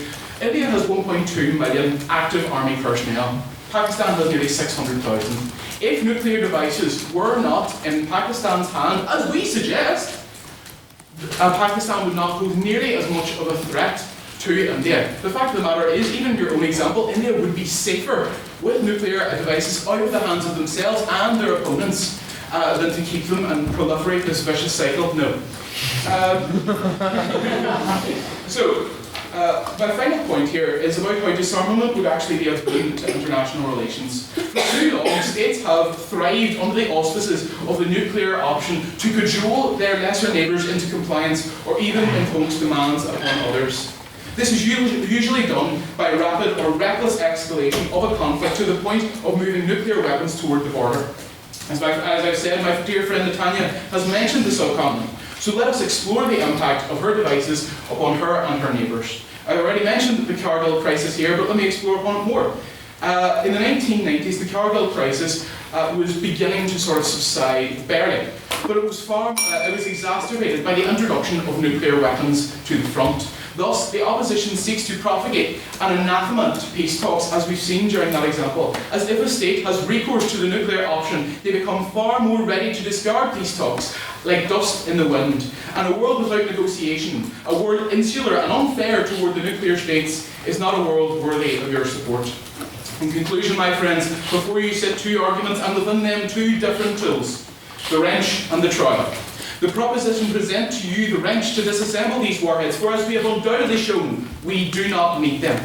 We have shown that the argument for their necessity as deterrence is an over-optic assessment of human rationality. It does not bring benefit as certainly as it brings danger.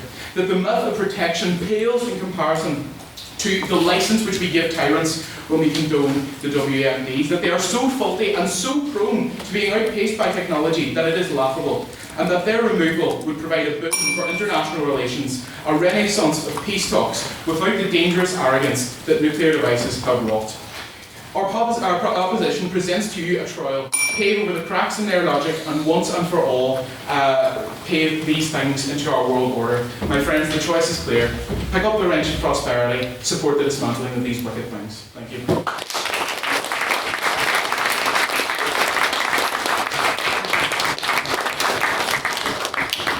Thank you, Luke, for that very fine speech. And now to close the opposition and to close the competitive section of tonight's debate, I'd like to invite Mr. William Browne to the podium, please.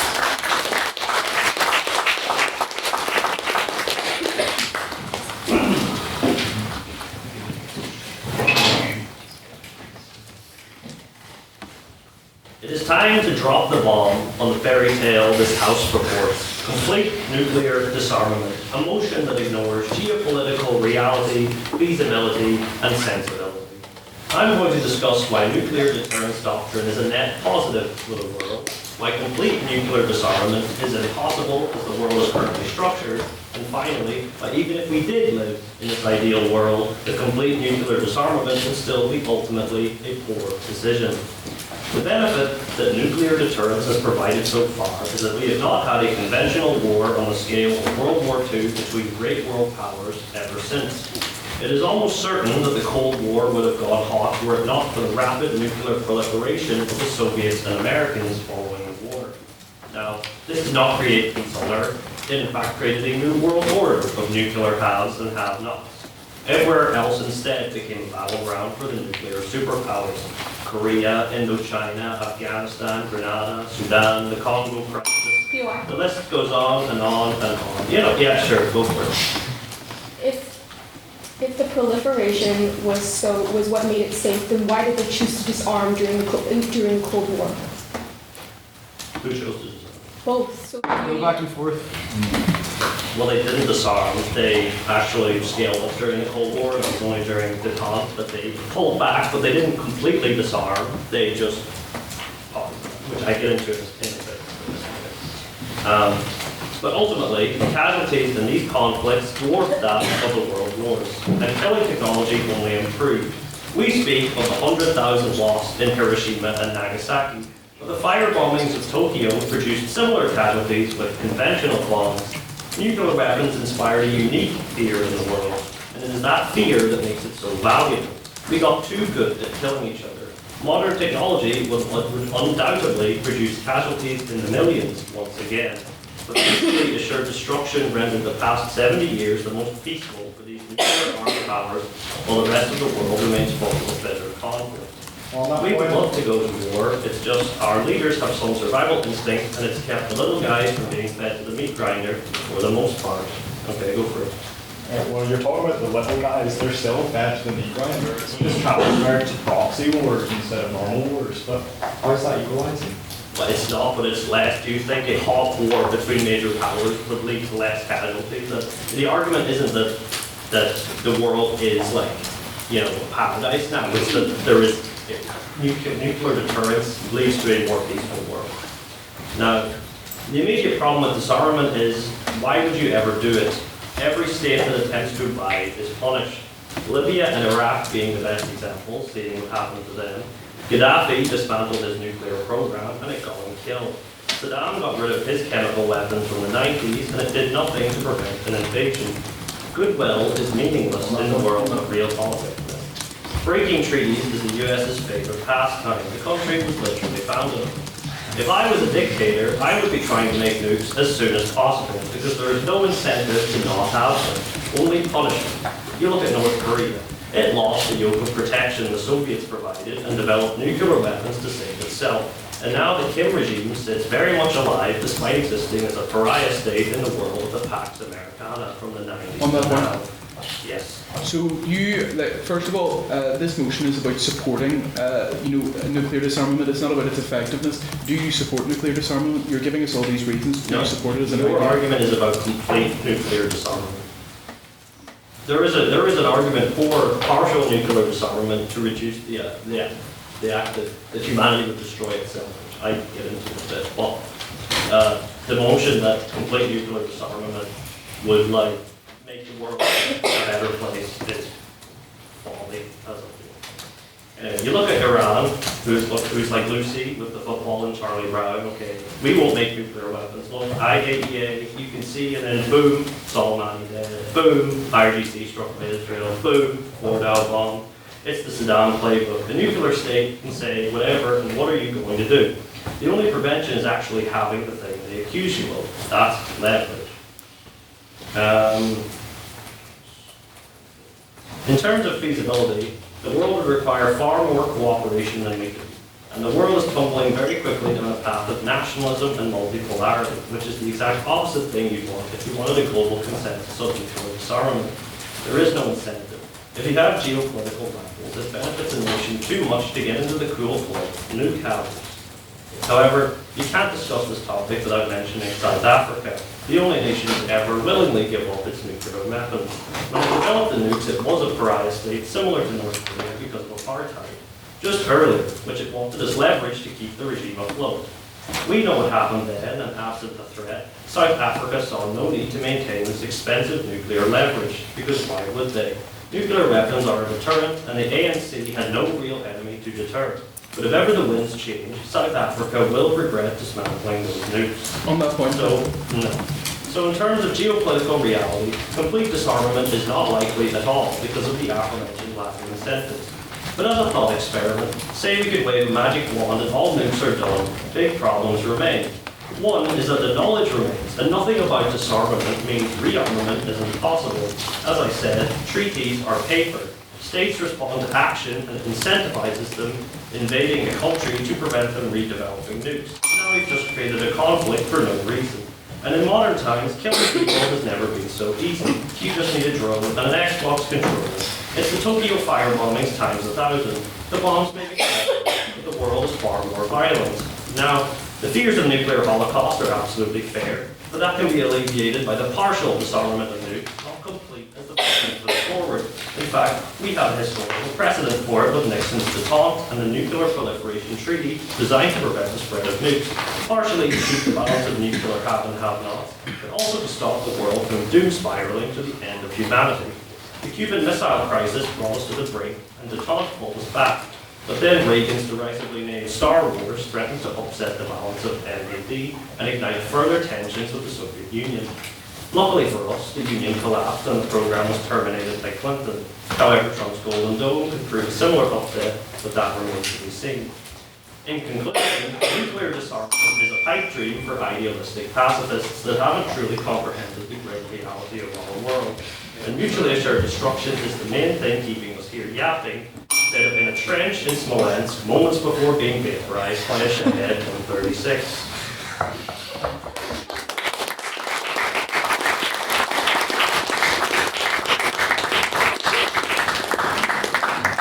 Thank you, William, for that very fine speech.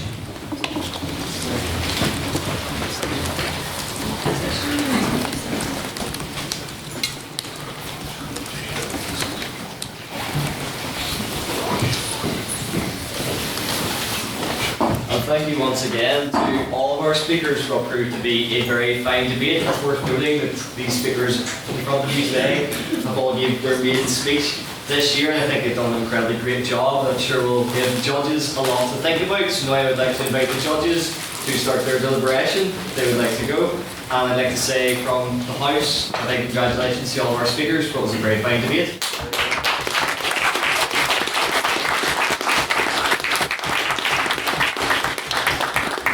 Well, that concludes the competitive part of tonight's debate, so you can have a big sigh of relief for that.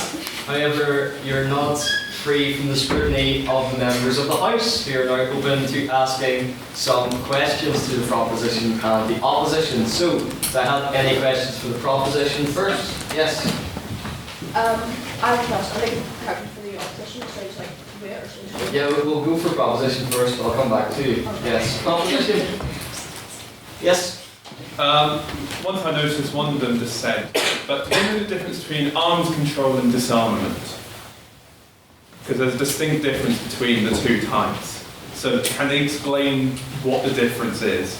So, from the proposition, care to respond? Could you enlighten which of those it was? Are you mentioning the nuclear treaties, yes? No, sorry, I can't remember your name. I'm really bad at remembering names. Luke? No, not Luke. The one next. Oh, Ash. Yes. Yeah, Ash. So you mentioned during the Cold War that there was a period of nuclear disarmament. Do you know that that wasn't disarmament, that was arms control? That was distinctly different. I could take that. Yes, you want to take it. Yeah, so SALT 1 was the precursor to SALT 2. This was a path down the mine. Like, I understand that it wasn't complete disarmament, it was certainly the road to it. And what we saw was, this was progress, this was change. These nations did, reduce their arms to the path of complete arms reduction and complete, abolishment of their nuclear weapons. The fact is that this was the canary down the coal mine, if you will. It was the start of it all. We recognise that it wasn't necessarily, complete arms reduction, but it was the first instance of real progress, and that's why we call to mind that example. Thank you, Luke. Would someone on the opposition care to respond? This was a question for the proposition. Yes, but you get to whatever reply to. Yeah, I'm sorry, I thought it was for the proposition. Could you, repeat that? For basically anything Luke said as well, if you care to comment on that. I was zoned out. I'm happy to answer if I'm just It's giving. the day after college Christmas Day, it's fair.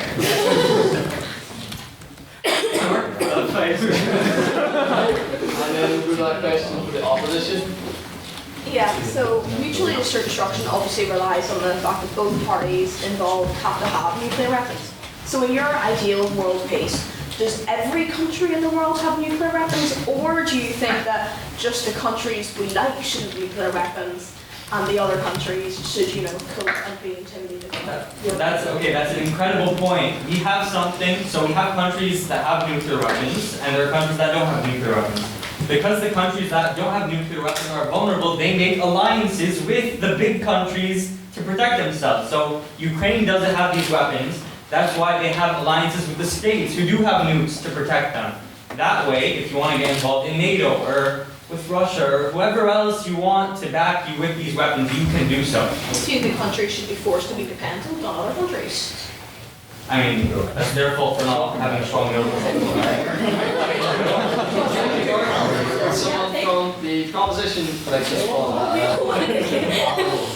Well, yeah, the Ukraine actually, when they signed the Budapest Memorandum, I think in the 90s, there was a guarantee of security from the United States border security in exchange for them giving their weapons to Russia. And then obviously we can see how that's handled from now. It's the kind of, even if they did agree to have an electric nuclear state, it's a piece of paper at the end of the day, and the US is going to risk a nuclear war, and just Russia pushing control. Because obviously the US is going to try to push off. Exactly. Because we are waiting until our judges come back with the verdict, I'll exercise my discretion and then respond. Okay, it's very easy for the proposition to compare the bad thing that has happened now with peaceful times, but I call you to compare the bad thing that's happening now to what could be worse. So the reason that Russia hasn't fully just destroyed Ukraine, the reason that it's lasted this long, the reason it's not over like that, is simply because that if they push all the way through Ukraine and they just dismantle Ukraine, they will get nukes. So sure, things could be bad now, but they are definitely worse without nukes. But wouldn't we be able to help Ukraine, without this threat? Wouldn't we be able to better intervene, as Luke said, and actually go there and help them? Wouldn't the opposing side also be able to push further? Well, they are. They are. They're not pushing at their maximum. Okay. I'll go to an abstaining question if we have one. Sorry. Can I ask one for a thought? We'll get to you in a second. Let's go to Peggy first. Both mentioned an ideal version of the world. So for the opposition, they mentioned that there's an ideal world in which everyone has a rational leader to make a rational decision. And the opposition mentions an ideal world in which we have complete disarmament. But both of you criticize having this ideal version of the world. Which one's the real one?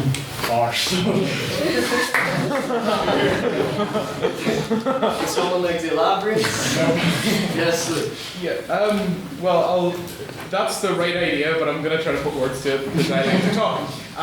So the reason that ours is the right word, I'm going to say that it's because it's the most logically coherent. It is far easier to create a body. Granted, yes, it usually comes after a time of massive upheaval, but we have a track record of being able to create multinational bodies to adjudicate on issues which we deem to affect the whole world. The UN, the ECHR, these things involve multiple nations collaborating together. Granted, it may take a while, but yeah, I think it's ultimately far more feasible than essentially this idea of getting every bad leader out, because ultimately that's just that logic that was espoused by the opposition is completely circular, because it's been used in propaganda posters since the dawn of time. Get the bad leaders out, get this new one in. Oh, he's just as bad. We'll get him out too. We'll get the new one in, and then the cycle just repeats. What the opposition is, trying to peddle here, where we have bodies that actually have multinational, consented cooperation. The opposition has no real logical basis for their claim. That's why I think our ideal world is the best and the most logical. Thank you, Luke. With someone from the opposition, yes? Of course. I feel like the real world is the world you live in now. Thank you. And we had a question for the proposition again from Cormac. Oh yeah. So obviously you talked about sort of imperial hegemony. Very, very true, very valid points. And you talked about Israel. Nathan Ash talked about Bobby Fischer, who wanted to nuke Israel, funnily, but you pointed out the imperial hegemony, and it's like you pointed out all these countries are being invaded, all that kind of thing. You just didn't talk about who are the countries who are not being invaded when you talk about imperial hegemony. There's a reason they went after Iraq, there's a reason they went after Gaddafi. But why is it that they've not went after Iran? Why is it that they've not went after North Korea? well, because they have nukes. And you mentioned Oliver there now. This is turning into a speech, for God's sake. You know, the Ukrainians gave up their nukes and then they got invaded. What does that say? What do you have to say about that thing that Natanya raised? So, proposition carried as well? I mean, what I was saying is that Ukraine are still allies with people who have nukes. It doesn't stop them getting invaded. Thank you. Would someone from the opposition? Sure, it didn't stop them from getting invaded, but it has stopped them from getting completely destroyed. Russia can do that. Because Russia can completely destroy them. The only reason that it hasn't gotten that bad is because that they have backing by countries that do have nukes. So by that logic, they're just gonna fight a war they're never gonna win. Wait, would you rather, like, would you rather them lose? Can I ask, see when you mentioned about the idea of being able to push back like the entire, army into one city, and then that's okay because then the army has essentially a dead man switch. If we applied that logic and said, like, okay, let's say the Russians are somehow by whatever miracle pushed back to Moscow, and then suddenly the war's over, Russia still wins because, ta-da, they can threaten to nuke Kiev, and tomorrow essentially, so you're essentially affording a dead man switch to immoral armies. And another thing, what is the point of going to war if you can't completely eradicate your enemy? What is the point of going to war if you can't oppose the tyrant? You just want to give up without trying? You guys, you hear what he just said? He said, what is the point of going to war if you cannot eliminate your tyrant? Yeah, eliminate the tyrant. I completely agree. We should only go to war to eliminate tyrants. You just said that. You said that.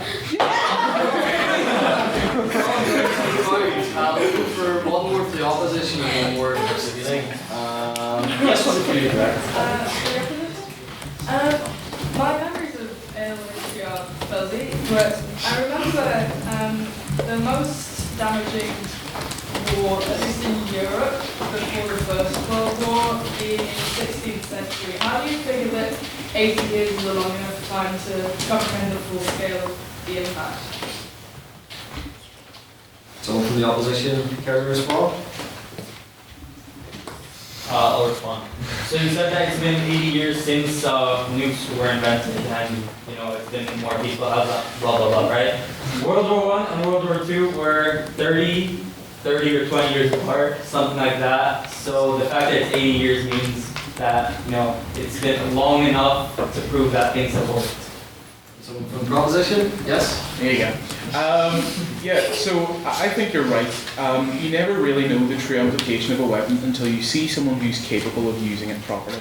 I don't know that, the physics and essentially the power of nuclear weapons, I think is being, in its early stages of comprehension right now. It was initially regarded with a general, paralysing terror at the in the middle section of the 20th century. Now I think that people are looking at it more as an academic and militaristic point of how do we weaponise this. So I think you're right in saying that, how do we know that 80 years is enough to fully comprehend the scale of this power? The fact of the matter is, I would quite like not to find out. Einstein says the wonderful quote of, I don't know what the next world war will be fought with, but I know what the one fought after it will be fought with, which is sticks and stones. Because the fact of the matter is, if you let nuclear power be weaponised, you essentially condemn the world to turning to rubble and ash. I'd quite like not to. I quite like sitting and watching Netflix. I don't want that world to crumble before my eyes. Thank you, and then we'll take one final question, which is an abstaining question, but evenly both sides. Yes? Could we both agree and compromise under the great words of Owen Starr? War, what is it good for? Absolutely nothing. How do you agree? Proposition? Yeah, it's here. Opposition?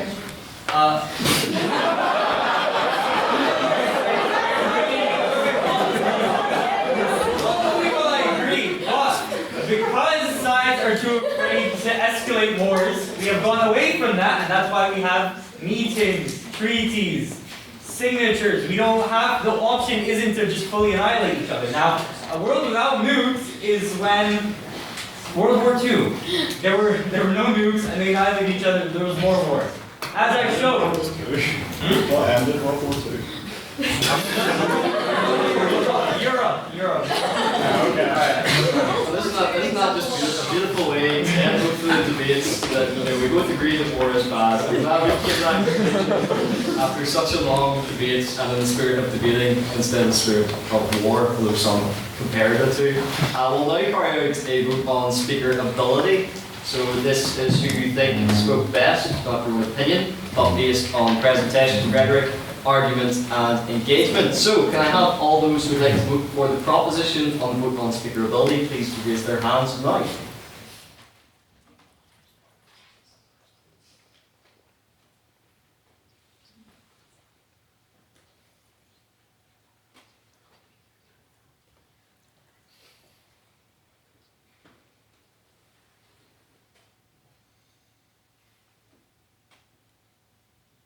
42? Yep. Meaning of life. And can I have all those who would like to vote for the opposition to please raise their hands now?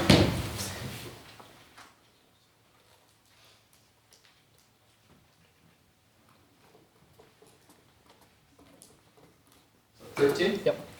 And finally, can I have all those who would like to abstain on vote on speakability to raise their hands now?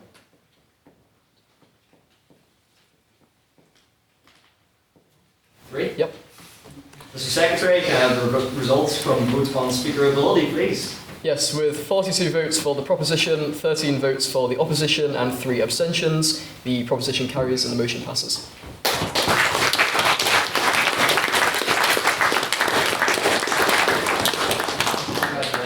And we'll see who has won the overall Godkin competition very soon. But in the meantime, I'd just like to ask all of our speakers to relax as we can play some light music now until our judges come back.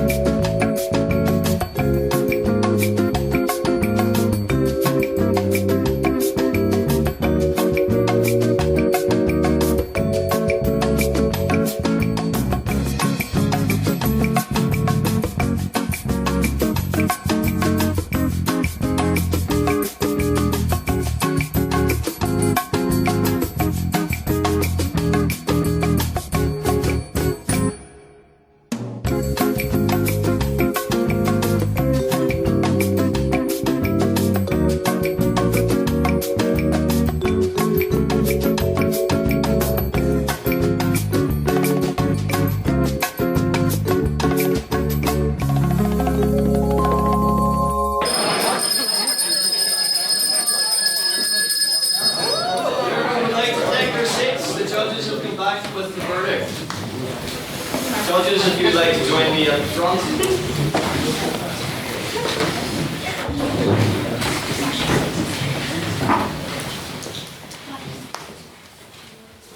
Can you use the second guy? Can you use the comment or something? Yeah. Hopefully I have some prepared for such. Thank you very much. I have a friend, Browne, who plays chess actually. He's my checkmate.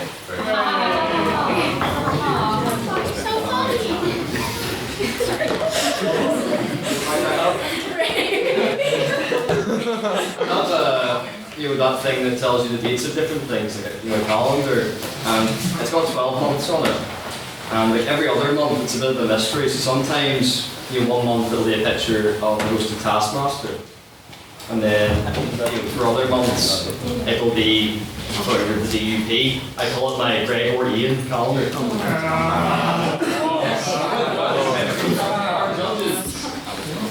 I hate you so much.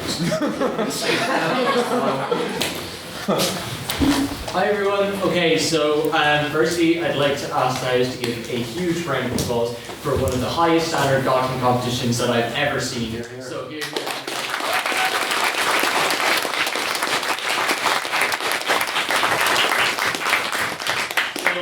Inevitably, as the anxiety and grueling and tenuous activity of every post-judgment competitive debate, we're going to give some general feedback before the call. Ooh, I know, right? So, firstly, we'd like to say that this was a very, very competitive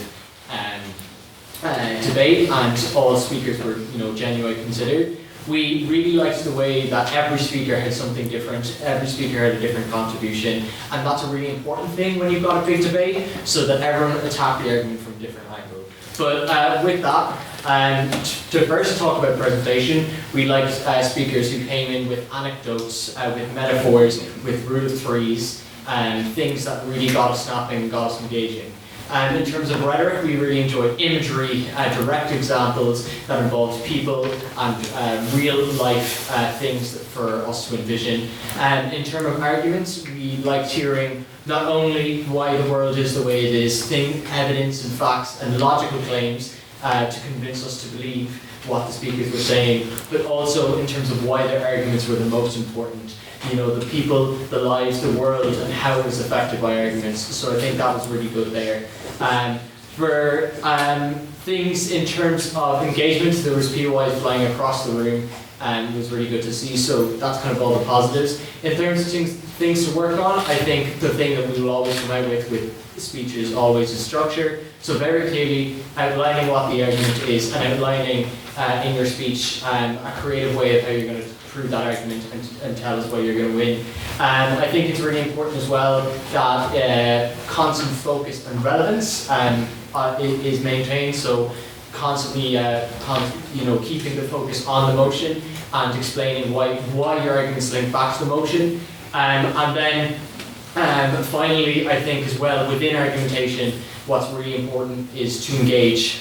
So when you're giving an argument saying how it relates to the speeches that we've already heard or preempting, that can be a really, really powerful thing. Finally, rhetoric is very, very important, and imagery is very, very important, but it's always most effective when directly linked to your argument. So if the rhetoric, if the imagery, if the astounding orature that you're giving us is embedded so deeply into your argument, it's very, very easy for a judging panel and a wider audience to weigh that up. But this is not the panel show, it is the show of our wonderful internal convener, Ella McMullen, who will announce the top 3 speakers of the Godkin Competition 2025.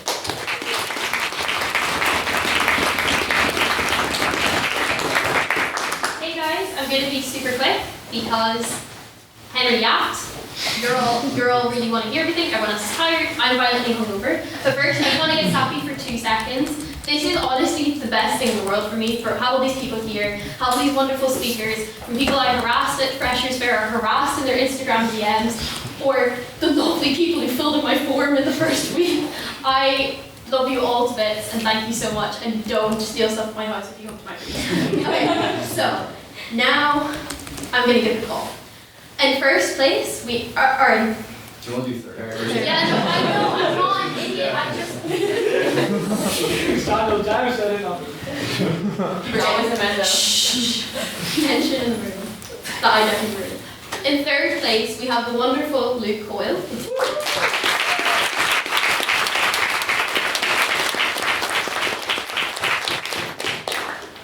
And in second place, we have the absolutely amazing Natanya Mordani.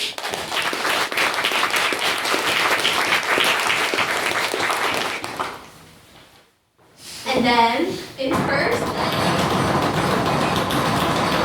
have the absolutely incredible Ashika Chan.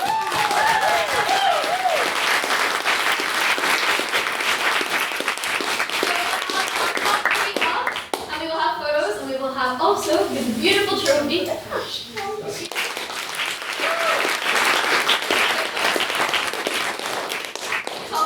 Top three. And round of applause for all speakers.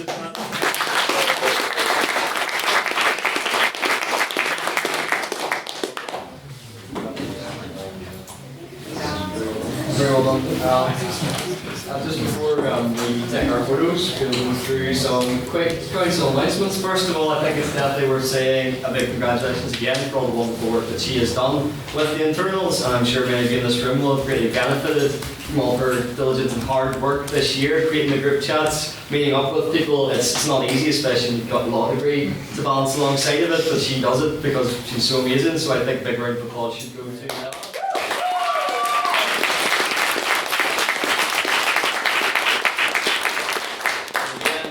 Very much to our judges, President Emeritus Calvin Black, Marc Treasurer Beth Blyden, and Mr. External Henry Reid.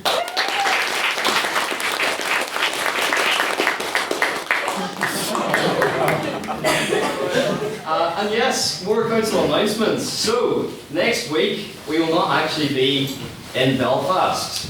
We will be in Dublin because we have an exciting collaboration coming up with TCD Phil, who are from Trinity, one of the debating societies down there. Please make sure to come and support our very own, speaking in her home city, Beth.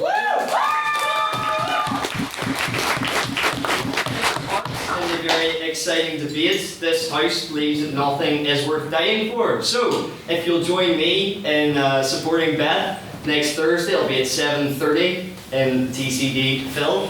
Whether you get there by bus, by train, by carpooling, whatever way you can get down, please get down for that. It'll be a really exciting and entertaining debate. And please talk to me if you're planning on going, so we have a rough estimate of numbers. But honestly, it'll be really good to see kind of what other debating societies are like, what our competitions like, and what some people in here's competition will be like for the Irish Times.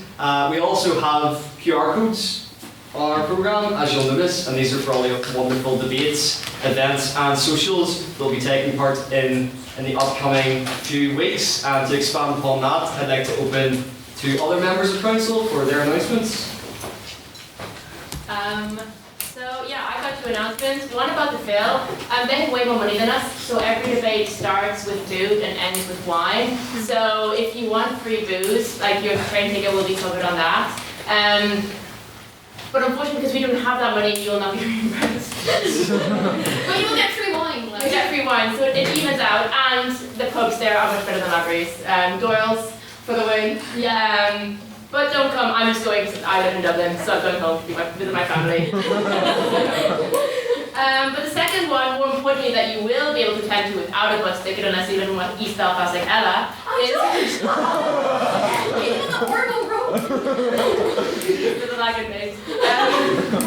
Is the Christmas dinner. I have finally decided to put out a fixer link for this. So, or you can pay me in cash. But I don't want to go to the SU office, so please pay on the fixer. But it is £28. That includes a wine receptionist, Baker answers my messages about booking the Senate room. It will include. That's room you're in right now. Yes, this room. With wine. Cheap wine, but free wine. And that's the most important thing. We will pay for that. Then we will have little mini debates, and those are on This House believes that Die Hard is a Christmas movie. This house regrets the rise of Christmas in November. So if you have very strong opinions about Christmas Day as well, College Christmas Day, you can speak on that. And then there's a secret third motion. The third motion is very fun. But I think it's too fun to tell you guys until you're pretty langers. So, I have a form I'm going to resend if you want to speak on any of these motions. Please do. Also, if you want to go to the Christmas dinner afterwards, and the menu's still being sorted because they just got back to me with the menu, please tell me if you're allergic or have any dietary restrictions. We do not want you to die / have a bad time unless too much alcohol. Sorry guys. And then there's also be wine at the dinner, like a bottle between 4 people, but that's still a glass of wine you're going to have that you don't have to pay for. And then afterwards we will be having an afterwards in Kremlin. Or whatever boombox, whoever lets us in, is the most important thing. But yeah, it's going to be really fun. The attire is cocktail. Do not ask me what that means, Google it. I do not have I spent too many times explaining to men what cocktail attire is. Wear a suit, maybe. That is the most important thing. Also, Christmas accessories. Get those Santa hats or whatever, holiday you celebrate in December. Any kind of festive cheer. It'll be really cute, it'll be really fun. And yes, we'd love to have you there. You don't have to be a member to come, so if you and your flatmates didn't get tickets to Law Ball and didn't want to spend £45 on it, Dinner Ball is just as fun, if less formal. But it's really good crack, you should come, and if you are like, I can't be fucked to go to Dublin, please be fucked to go to House.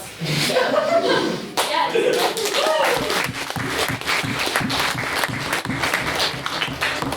Treasurer will go to Mr. External for his business next. So on the 29th, we are sending, on the 29th of November, so the 29th of this month, we are sending 4 teams and 3 judges to the Irish Novice Debating Championships. We have roughly 6 speakers signed up so far, which means there's a couple of spots left. There's also the chance of us getting an extra team. So if you are interested in competing in Dublin, please hit me up. Unfortunately, this is a disclaimer that I need to make that I shouldn't have to make, but due to visa and other travel laws, this would be very difficult if your passport is not EU friendly, and we are unfortunately not in a position this semester to support visa application to travel for anyone who doesn't already have EU or RI kind of visa sort.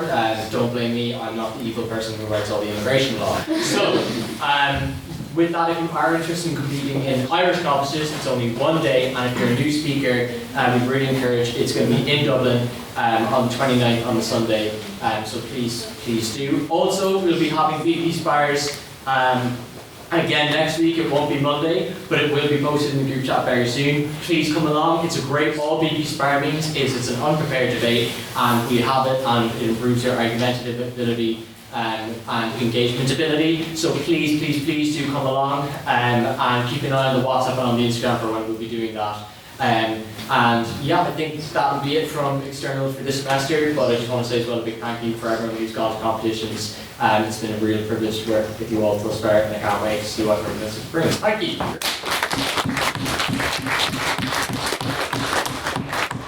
External, internal.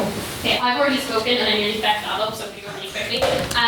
Basically, guys, so if you look at the term card, we were meant to have a debate next week, which was separate the art from the artist, but instead we're going to the lovely Christmas party, which I think is a better option. But that means if you signed up to this house with separate the art from the artist, that is still happening. It is just happening on the term card when we were going to have our Christmas party. So that means that this house would abolish the monarchy is still happening when it was supposed to, and then this house with separate art from the artist is happening on the Christmas party part of the term card.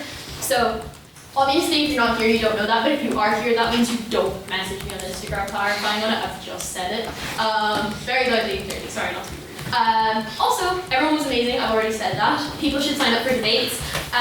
Abolish the monarchy has a lot of speakers signed up, but for one side, so we still need more speakers. And then separate the art from the artist does not have enough speakers signed up. And if you are in this room, you should be speaking. Even if you're just here to watch your friend and you're like, what is this debate thing? Because I've got friends who have that reaction as well. This debate thing's fun and you should sign up. I promise it'll be cool and fun. So, thank you.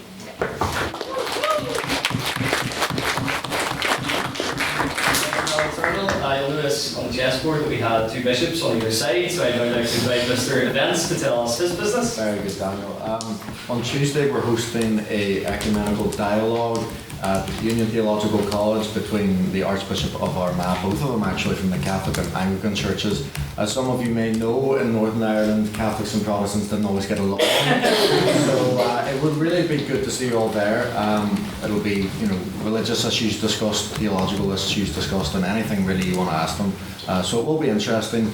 It might be a little bit boring, but you can help spice it up by asking questions and giving them a hard time if you'd like. So we'd love to see you there, and the information will be posted on the WhatsApp group and on socials. And just on that, as well as being events officer, I'm tech officer. So please do scan the QR code and join the WhatsApp group. It's one of the best ways to get involved with the society and see what's going on. And I will be posting photos from tonight there as well. So thank you all. Thank you.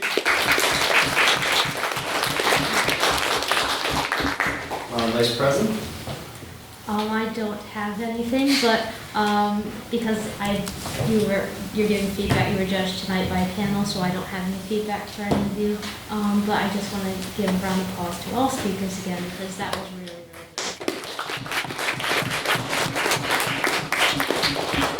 And then finally, we are not just an active society, we're not just a debating society, we're very much a social society. We don't just leave the debates and all go home our separate ways. We always like to go for a social afterwards, so I'd like to invite Mr. Social to tell us where we'll be heading to tonight. That brings in the interest of time. And the week commencing the 1st of December, we are doing 12 classes. Donnie's confirmed a date with my manager, but it will be at the beginning of that week. I unfortunately won't be there, so there'll be no one to defend the abolition of the monarchy, against the abolition of the monarchy, I can say, but I trust no one will do it in my honour. So please do watch the socials for that, and yes, we'll all enjoy 12 clubs, but that's all from me. So yes. Again, to all speakers, speakers at the front, council to stay behind, and I'll see all the rest of you in Lavery's. I call this meeting adjourned.